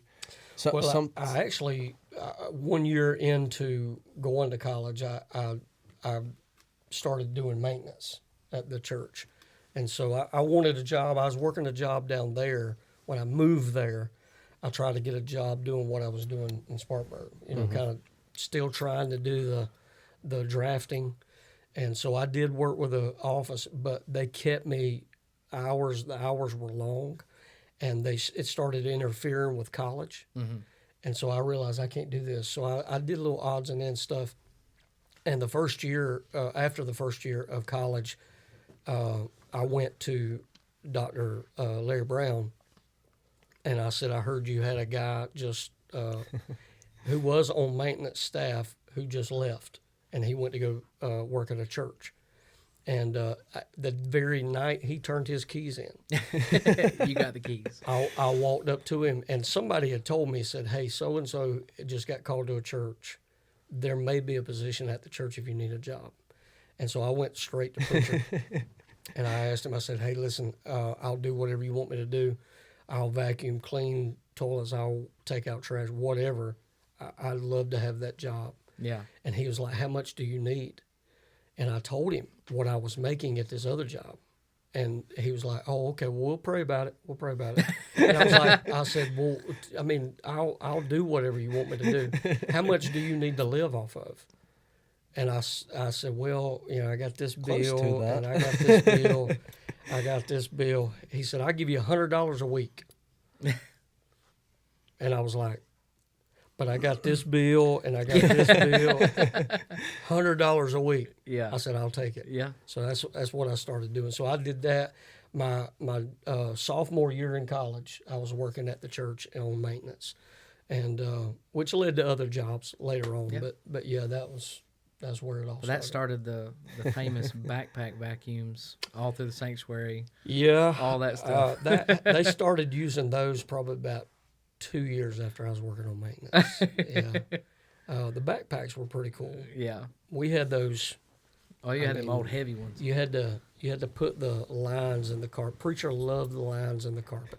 Oh, I've heard. He wanted it perfect. I have heard. He loved it, so that we had to learn to do that. Just I wasn't real striping good carpet. with it. First few times I'd go over the lines, and then I'd leave footprints in it, and he was like, that don't work. Yeah. I didn't realize you had to go backwards. I will say this, too, just as a quick note, and obviously a lot more we're getting into, but, one of the things that I always, to anybody, and I don't say just Bible college, but just, be faithful in where God's planted you, because I have seen guys, and I will say in Bible college, they just kind of sit and they just kind of wait, and it's either, well, I'm waiting for that next phone call to go preach, or I remember being in the dorm one time and somebody not having a job and getting a phone call for a job.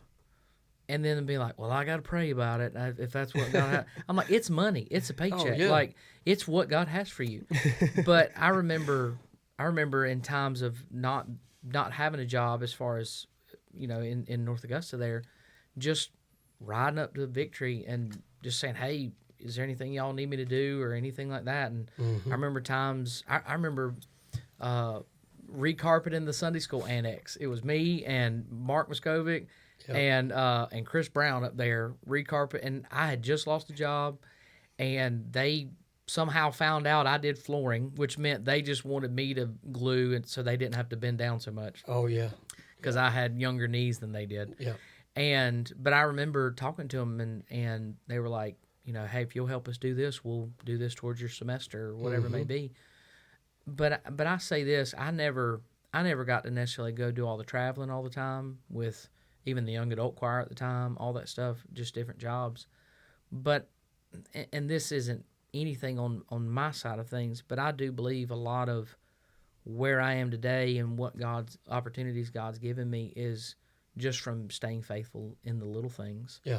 And I remember as soon as I graduated, going right into ministry and things like that. And I look at, of course, we've alluded to him a little bit earlier, but Casey in here, Casey, good job cleaning carpets, things like that, doing something. And I remember you talking about him like, hey, there may be an opening at the church, and him going off to sitting with Brother Mark at dinner, and he's like calling you like, you'll never believe what Brother Mark just asked me. He's like, he talked to me about working at the church, but I've watched a kid over here that gave up a little something to just and just saying, and I've heard him say it. He's like, I don't know what I'm gonna do. I just know I want to be in ministry. Yeah. And stepping into that and being faithful. And there's no telling what God will do in his life. And I've seen God do that in my life, and obviously you've seen God do that in your life, of just be faithful where God has you. It may not make sense. I'm sure $100 a week didn't make sense then. It did not. But no. God will do more with that Yeah. than any great salary we think we got to have. And I didn't miss anything. I didn't miss a meal. I didn't miss bills. Even making as little as what we did, it was amazing to see how God provided along the way. But you talk about the guys that are just sitting around and waiting and wanting to know, where's my phone call? When I was vacuuming floors, cleaning toilets, taking out trash, we did practice preaching. I knew what I sounded like. Yeah. Nobody wanted to hear me preach. I don't that never hit me that I felt like I needed to be. I wanted to be. I wanted to go preach. I wanted to have those opportunities, and dreamed of it.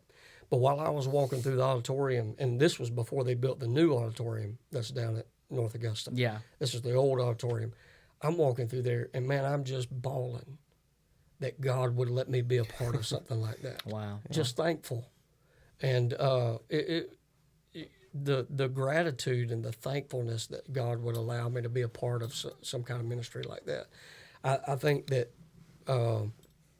sometimes we overlook the little places of life that God will bring you, but those are memories I'll cherish with me forever. Yeah. I think a lot of it comes down to thinking I deserve more instead of thinking God deserves more, and really saying, I'm not comfortable, and this isn't quite what I thought it was going to be. It's a little more difficult than what I thought, because again, Bible college wasn't easy. There was it was a running joke in ours for a little bit, because it was within the first 2 weeks of being here, your car was going to break down. And I had a perfectly good running car that broke down 2 weeks after getting here. And I wish more guys experienced what it's like to finish well. And I wish more people would see the reality of, don't give up short-term pleasure for long-term gain, and saying, the best that God has for me is nowhere even close to what I could have provided for myself. Oh, yeah. That's good. I think of a lot of that within, what you've done here at the college, and, what you did back then in Victory. And, it's putting yourself in a place of saying, I'm here for the roller coaster. My dad told me a long time ago, he used it an illustration of something else, but I turn it into the will of God. But the will of God is like a roller coaster. The people that get hurt are the ones that jump off. And you're gonna have ups and downs. You're gonna have one ways and back, but just hanging on and saying, this is what I know God wants for me to do. So kind of going through with your college life, your crazy college days and Victory. What is something that you can look back and say, I'm thankful that is there one reason back then that you can think back and say, I'm thankful that I stuck here and finished, as far as what that turned in after graduating from Victory?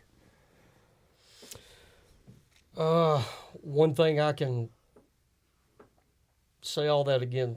Remind me what you're talking about. You kind of even talking about being thankful for just even vacuuming the auditorium. Mm-hmm. Is there something that you can think back and say,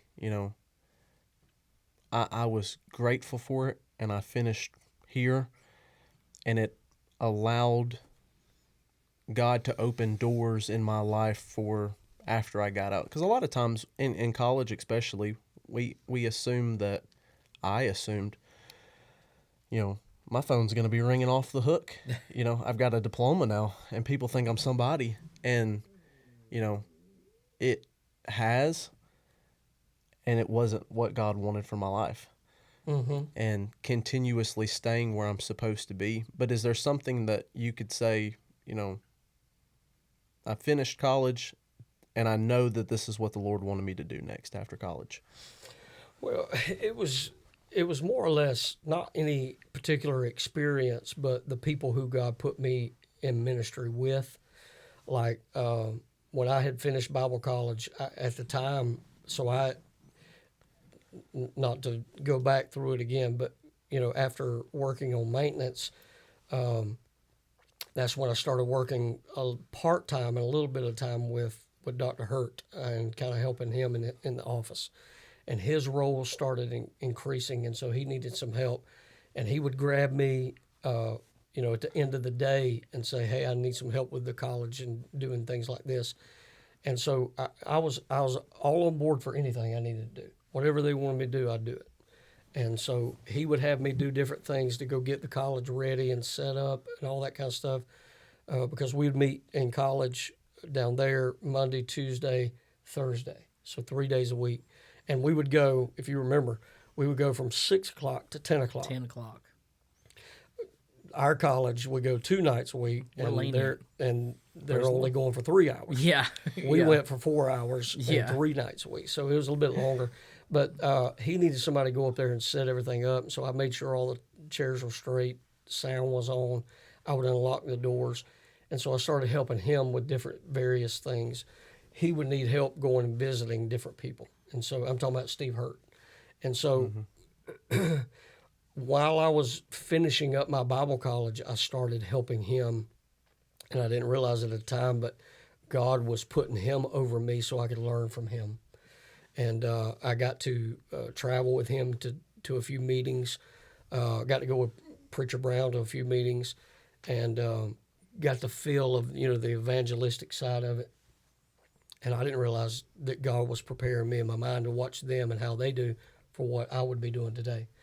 But it wasn't so much a moment that God was teaching me and all that. It was the people of ministry that God was training me under, that I needed to learn from them firsthand. The hands-on experience that I got from them was what taught me to be who I am today and how I operate my life. When I counsel somebody, I use a lot of what I learned by watching them. The way we do our Bible college is a lot of what the mindset that Larry Brown had, Steve Hurt had to train young preachers. It's a very practical approach. Some people say it's easy what we teach, but it's not that it's easy. It's just that it's stuff you can walk out the door and put it to practice in ministry. Yeah. God will teach you a lot of things. There's a lot of books out there that will teach you a lot of things about theology and about ministry and all that stuff. And there's plenty of books out there where you can learn that stuff. But we only have a small window to teach these guys something. We only have them 3 hours for 2 nights a week. And so we've got to teach them the foundation and the basics of stuff. And we want to teach them something that they can walk out the door and put it to practice in ministry. And so that's what I've learned through the Bible college experience. Yeah. Do you ever feel like, I remember, of course, the days I was there as well. I remember, of course, you were preaching out, things like that. I remember times going and traveling. I was singing with you guys before Gracie started singing with you and all that stuff. Yep. But I remember seeing seemingly more opportunity just at the church alone for you, because I remember, of course, Dr. Hurt stepped out. You were running the Bible college then. Yeah. You were doing music. Of course, you were helping with singles and things like that. Did you ever face a moment where you felt like, you know what, I don't necessarily have to do evangelism. I could just stay here and be comfortable doing this, and kind of like that back and forth of, but you know, almost what you're talking about earlier, you could settle, and I know it sounds crazy because we're not looking at a polar opposite situation of just doing bad stuff and good stuff. You're looking at, you're still serving both ways, but it's the difference in good and great. Yes. Of I could stay here and just be the choir director, be the singles, run the college, not have to travel every week, go to my home every day, or do I step out on this? Did you find yourself in that situation? Oh yeah. Yeah. I cannot tell you how happy I was to do what I was doing. How satisfied I was. Complacent is a word that we use a lot. I had no intention of ever leaving or doing anything different than what I was doing. I was thrilled to be the choir director of that choir down there. I was honored, humbled by it. Probably not qualified for it.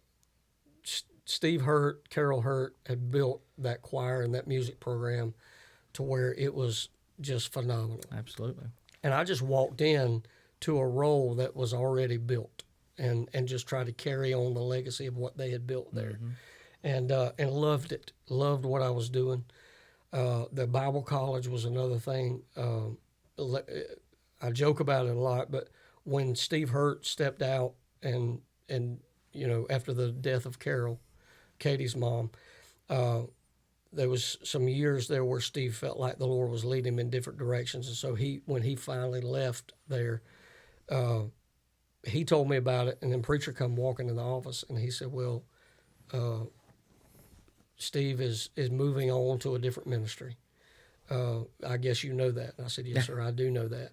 He said, all of his positions he's had, I'm giving them to you. He recommended you. Oh, wow. He said, don't mess them up. If you do, you're going to have to go get another job somewhere else. There was ever a Doc Brown statement. Oh, yeah. Right there. I can't tell you how I broke out in sweat. I'm breaking out in sweats now thinking about it. Just as nervous as I could be because I just did not feel qualified for any of that. But the Lord just set it up to where I could do those things. But to answer your question, I was happy. I loved what I was doing. But then God, 3 years into it of leading the choir, running the Bible college, 3 or 4 years into it, running the singles ministry, being an assistant to the pastor. I was not the associate, but I was an assistant to the pastor. Whatever he needed me to do, I'd do.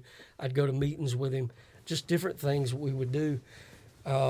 Just happy, just running wide open, wearing myself out, doing what he called me to do, and thankful every day.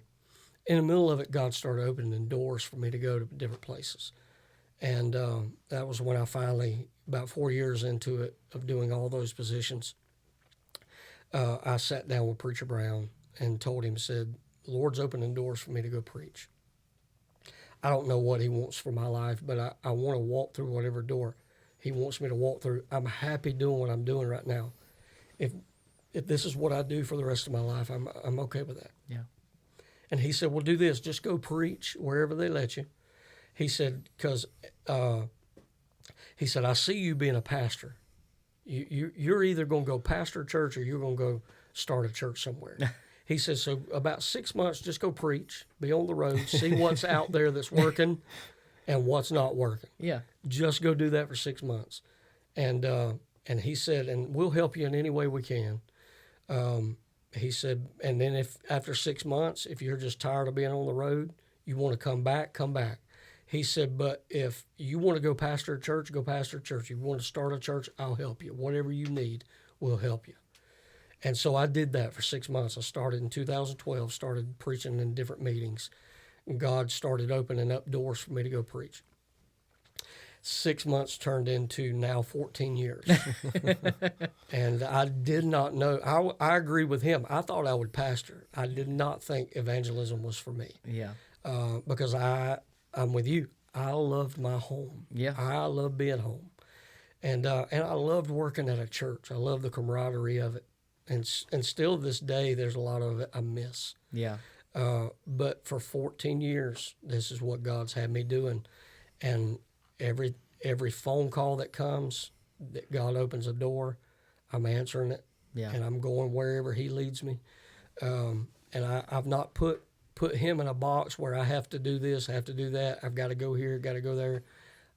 Just whatever door he opens, I want to walk through it. And so it's worked for 14 years. So as long as he keeps opening the door, I'll keep walking through it. Yeah. Well, it's so cool to when you kind of see those perspectives and realize, like, I mean, you got a guy sitting right there on the couch that is a product of 14 years of traveling, of just him hearing about this place and things like that. And I mean, it's one of those things, you said it right at the end of that statement there, of just be open to what God has for you. Yeah. I remember telling Heather years ago, we were sitting after dinner one night talking, and, you know, I hadn't proposed to her yet. We knew we were kind of wanting to marry each other, all that stuff. Of course, I was broke. I couldn't buy a ring yet. And that's the other side of Bible college. But, you know, I had to eat enough ramen so I could save up for a ring. There you go. But I remember her sitting and talking to me, and she's like, I know that I want to marry you. She's like, but I haven't, you know, had this moment of God calling me to be a preacher's wife. Because we'd heard that, you know, time and time. Oh, yeah. And if they did, that's fine. Yeah. But I remember looking at her that night. I said, as long as you stay willing, and as long as you keep a willingness in your heart to do whatever God has for you, there's no telling what God will do in your life. And hearing you talk is just a willingness of saying, God, you know, I'll go where you want me to go. I'll do what you want me to do. I'm not above anything or below anything. You just point me in the direction and I'll go with it.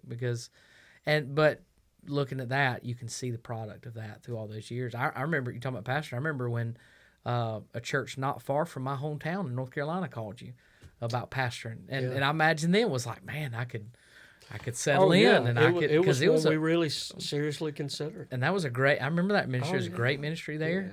Yeah. But again, it's that, do I go for good or do I go for great? That's the key. Yeah. That's the key. And God does have a path. And just because it's something that looks like God, it's not always his will. Yeah. That statement will stick with me. I'll keep that with me. It's not just going for good, it's going for great. Absolutely. So finishing up with your college career, starting working at the church, finishing up there, going into evangelism, and you said 14 years now. So 2012 to now, and there was something that was kind of funny. Dr. Hurt, which is now our pastor, so kind of full circle with that, and another day, another episode. Yeah. How we've all come back around. I mean, it's crazy. And something he had said is a great way to know if the Lord's calling you to evangelism is how many Sundays are you going to be here this week? So I know the Lord has put you you are doing exactly what the Lord wants you to do by staying busy in that sense. Yeah.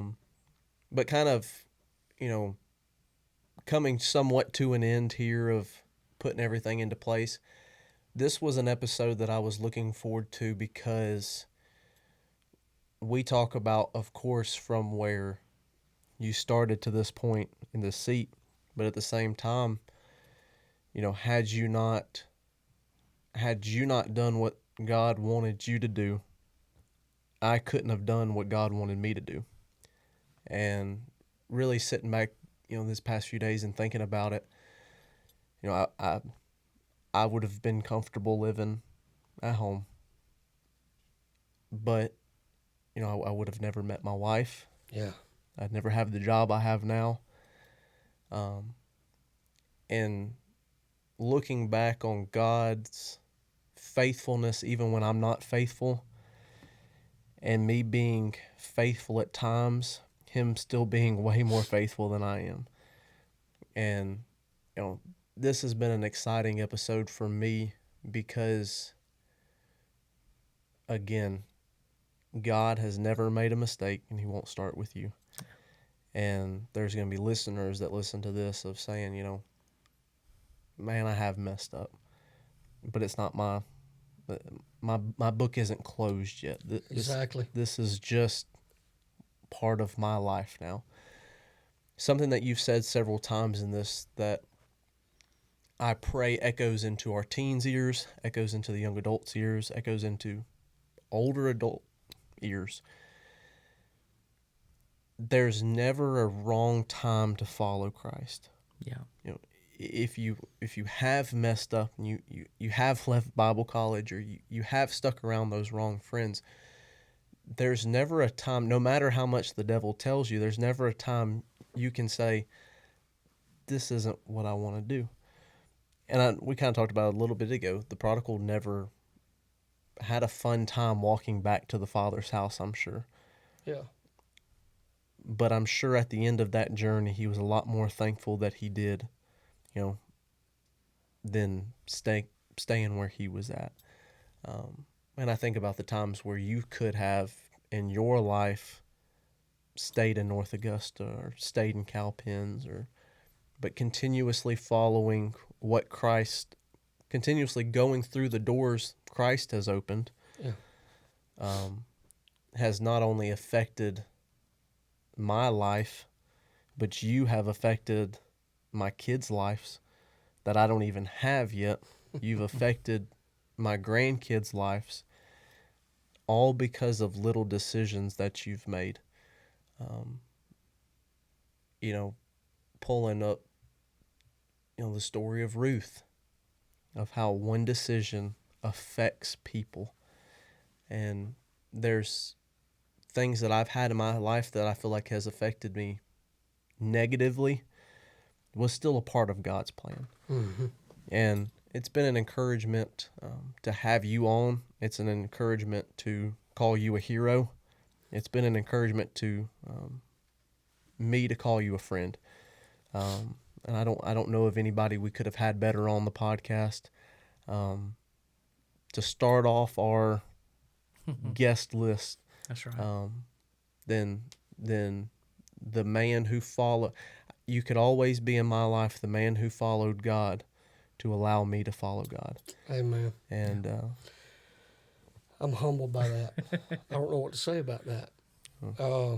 Because I'm not in the same boat, but me and Bobby are in the same boat. Yeah.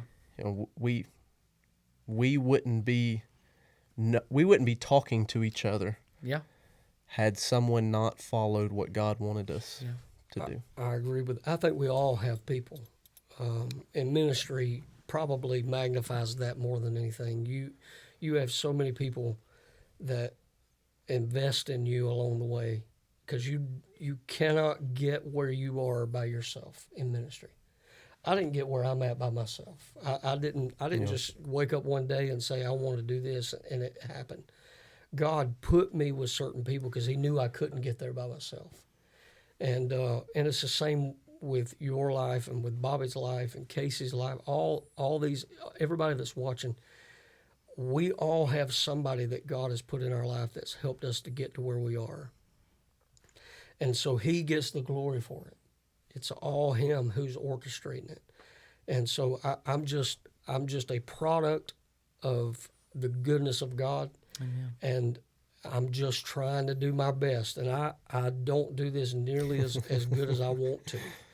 But I'm trying my best to pay it forward in your life and in your life and in other people's lives, to let them know that, hey, God's got a plan for you. You mentioned your wife, and we haven't talked anything. That's a different podcast as well. That Bible college was a place where God introduced me to my wife, just like you. And so Casey, maybe. Fingers crossed. Fingers crossed. We're praying, Casey. God has a way of orchestrating things, and it's so amazing that He sees the end from the beginning. Yeah. He already has all that worked out if we'll just walk in the way. Yeah. He'll lead us to these right people. It's so amazing to see how He does it, but it's got to be full surrender to Him. Yeah. To trust Him with your life. He's the author and finisher. The pen has a whole lot. That story is going to be written a whole lot better with the pen in His hand than it is in ours. Absolutely. Yeah. So I'm humbled you said all that. I don't even know how to respond to all that, but it's all I can say is it's all Him. Yeah. Well, there's definitely both of us could very much express gratitude of your faithfulness through the years, because it's amazing how the three of us can sit in this room and two timelines, in essence, but seeing God's faithfulness through it. I mean, I was at a time of around you at Victory. I mean, where I met you, where I met Dr. Hurt, where I met Doc Brown, all those people now working for Dr. Hurt now, working alongside of you in our Bible college. And that's crazy to me, graduating a Bible college that you ran, now helping you with this one, getting out to places we never thought it would go. Oh, yeah. And things like that, being back around SAS and just all the people that we made friendships with then, and again, on my side, can look back and I can see my wife and my kids. I remember sitting at Chili's for your birthday and sitting across from Heather and getting to talk with her. Oh, yeah. And just, rest is history and all this. And it is So was that where God started it? That is. At Chili's at my birthday. For your birthday. That's right. We were sitting across the table from each other. Feel God in this Chili's. That's right. Yes. That's right. We got to go visit back at Chili's again. So, but I can say this, I can see your faithfulness in that time, your faithfulness in what you're doing now, and it is those things that I believe is what helps you get up one more day and do that. Just seeing what God has done, not just in our two lives, but the countless lives of what God is doing. I mean, again, arguably, my boys knowing the Lord because of connections made long before ever being at this place. All through just being faithful in those moments. And so that's what I love about today is just kind of a time. I think every once in a while we need to go back and just reflect on things and thank God for where He brought us from. And I'm reminded of when they were crossing into that promised land and God told them to grab those stones up out of the river and make that altar, make that place. Yeah. So when the generations look, and say, "What's that about?" Well, let me tell you what God did then. What meaneth these stones? Exactly. The children are going to ask. And I think today is just that, being able to look back and say, you know what, Lord, I may have forgot about a lot of what you did, but thank you for the reminder, of where you brought us from and how you brought us to these places and why we're sitting here today, and that it is nothing short of the goodness of God. Yes, sir. As to why we're doing what we are today. It's all Him. But I want to say this: if you could, we always love kind of challenging. We always love kind of leaving everybody watching and listening with something. But if looking back at the decisions that had to be made, the crossroads that you went through, all those things, and as you look at where you are now, what's something I would say could you leave them just as and if they're at a crossroad, if they are wondering what the next step is, if they're saying, God, what is it that you have for my life? What's something that I think you could leave them with just to challenge them with today? I would encourage them. You talked about the prodigal son. The prodigal son at any moment walking to the far country could have turned back around and went to the father's house. The further he went from the presence of his father, the worse his life got. Yeah. He wound up going all the way to where he lost everything. But we know that had that boy stayed where he was at, he would have died there. Yeah. No restoration, no help. And the father would have lost a son that he did not get back. Yeah. And so I would encourage anybody, it doesn't matter at what point of the journey you're on. If you're not walking in God's direction, turn around and go back. It's only going to get worse the further you go away from Him. And I had to learn that. But when you do go back to the Father, it's like you said, you cannot, there's no wrong time to go back to the Father's house. And so at any moment of your life, go back to who God is. Go back to His presence. Go back to the Father's house. Get it right with Him. If it's wrong in your life right now, get it right with Him. If you've done what you shouldn't have done, turn around, go back, get it right. Get it right with the people around you. And trust Him that He has a better story than you do. Amen. And so I challenge anybody that's watching, God's got something out there for all of us, that He's so much better at life than we are if we'll just surrender it to Him. Just give Him, do it. You might need to just go physically pick up the pen and tell Him in prayer, Lord, you write my story. Amen. I want you to write it. I want to piggyback off that because when you succeed, you don't succeed alone. And when you fail, you don't fail alone. And there might be somebody later on in your life that needs to be at a spot but can only get there if you do what God wants you to do. Wow. And my burden for my life, I know Bobby's burden for his life, is showing these teenagers that the Father's house is the best place they can stay. Yes, sir. But always know that you're welcome back at the Father's house. Yeah. Because when you fail, you're not going to fail alone. Other people are going to fail with you. And I want to encourage you. Talk about that for you. I talk about that from my perspective of keep going for someone else, because you following Christ allows me to follow Christ. And I can say without a doubt that I'm appreciative of you and your ministry and what you've done. I'm appreciative that you allowed the Lord to work in your life. And I'm thankful for that. I appreciate that, brother. Amen. I love you and I appreciate you. I'm thankful that you serve the Lord. Thankful that you surrendered your life to Him. And you and Ashlyn together, God's got big plans for both of you. Amen. And we prophesy children in the future coming that God's going to use your family in a great way. Yeah. And I'm thankful for what y'all do for our young people. My kids are influenced by that. And that's what you're talking about. You don't realize who down the road is going to be helped because of the decisions you make. Yeah. Well, all of this is full circle. Yeah. No matter how you look at it, it's all full circle. Yeah. Because y'all are helping my kids, and that helps me. And so I'm grateful for it, thankful for it, and again, it's all Him. Yeah. He's the reason. He gets the glory for it. It's our story, His glory. Yeah. We're just in it watching. We're hanging on for the roller coaster ride. That's right. Just make sure we don't jump off. Apparently. Don't jump off. Don't jump off. Yeah, that could hurt. That's right. Well, Brent, we appreciate you being with us today. I appreciate man. y'all. Thank you for having me. Absolutely. How can we listen to some of y'all's music? I know you've got a couple that you're out there. Yeah, we're all on iTunes, Apple Music, any of that stuff. Any digital platform, Spotify is on there.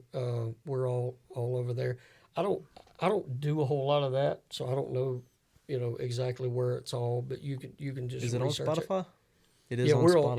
Yeah, they tell us. Casey's like the Spotify master over here. He knows He's everything. Spotify. I do Apple, so I know. I know you're on Apple. Casey, do you listen to us on Spotify? Absolutely. See, awesome, man. And y'all just dropped the new album too. The new album just came out 2 months ago. That's right. Yep. So I've listened to. I know Sass has been playing it in college, things like Has that. he? We've been hearing it. Good. Yeah. And I know just some good songs. I think the other night was some of the new songs that y'all had. Were on that when album. He got us up to sing the concert. Yeah.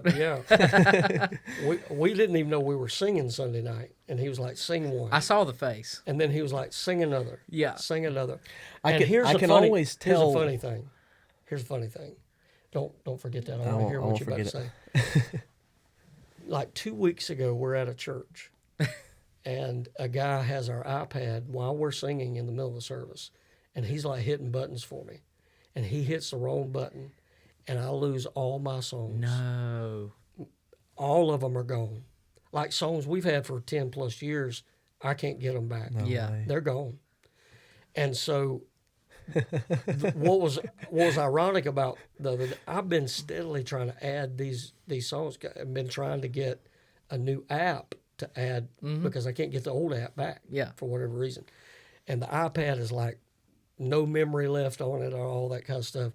And so the other night when he's asking for us to sing songs, the only thing I have on that list that we were singing from was all of our new stuff. The new stuff. And I'm like, man, some of this we're probably not ready for. Yeah.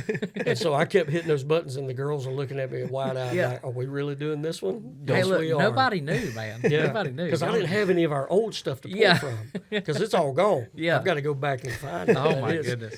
crazy. Anyway, what was you going to say? The way you stand up is normally the way I know if you've been asked to preach or been asked to sing, Yeah. or if you were kind of preparing for that. It's a slow walk. It's kind of it's usually kind of a get up, and we're kind of look at Katie, and all right, we're going to get the Ginger. it is. I look at her because in the moment my mind doesn't work right, Yeah.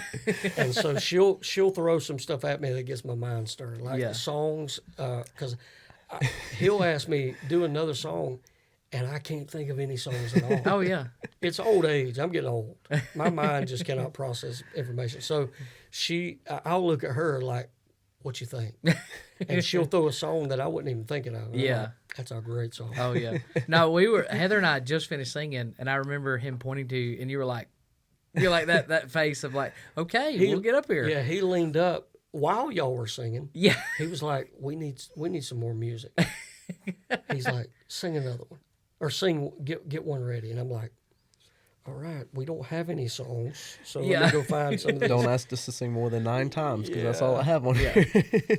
All of our do it. So that's what we did the other night. Yeah. We just started hitting the new songs. Hey, look, y'all sold it. Nobody ever I knew. hope it Nobody's wasn't a wiser. disaster. No. Nobody knows till now. That's right. They all know the secret. It's out. So, but no, we do appreciate you being with us today, Brother Brent. And Appreciate just, getting to hear your heart. Like I said, a lot of people maybe not know all your testimony. And it's one of those things. If Brother Mark says this a lot, if they can see us with our hair down, of course, Yeah. what we have. But if they can see us with our hair down, See, now, Brother Mark, he's making fun of me and you I know. because we have no hair. Absolutely. But I think it's good for them to hear and see, when the suit's not on, and it's Yeah. just kind of getting to talk and share what God's done in your life. And so we are looking forward to these moments of having other guests with us, but hearing y'all's testimonies and what God's doing in your life. And we do appreciate y'all and praying for y'all all the time. you. Every time y'all hit the road, from vehicles running right to sound running right, to ultimately God using y'all for His glory. Yes, and sir. Man, I love seeing the reports of another one getting saved and God doing something in y'all's meetings. And so we are praying for you. Our teens love y'all.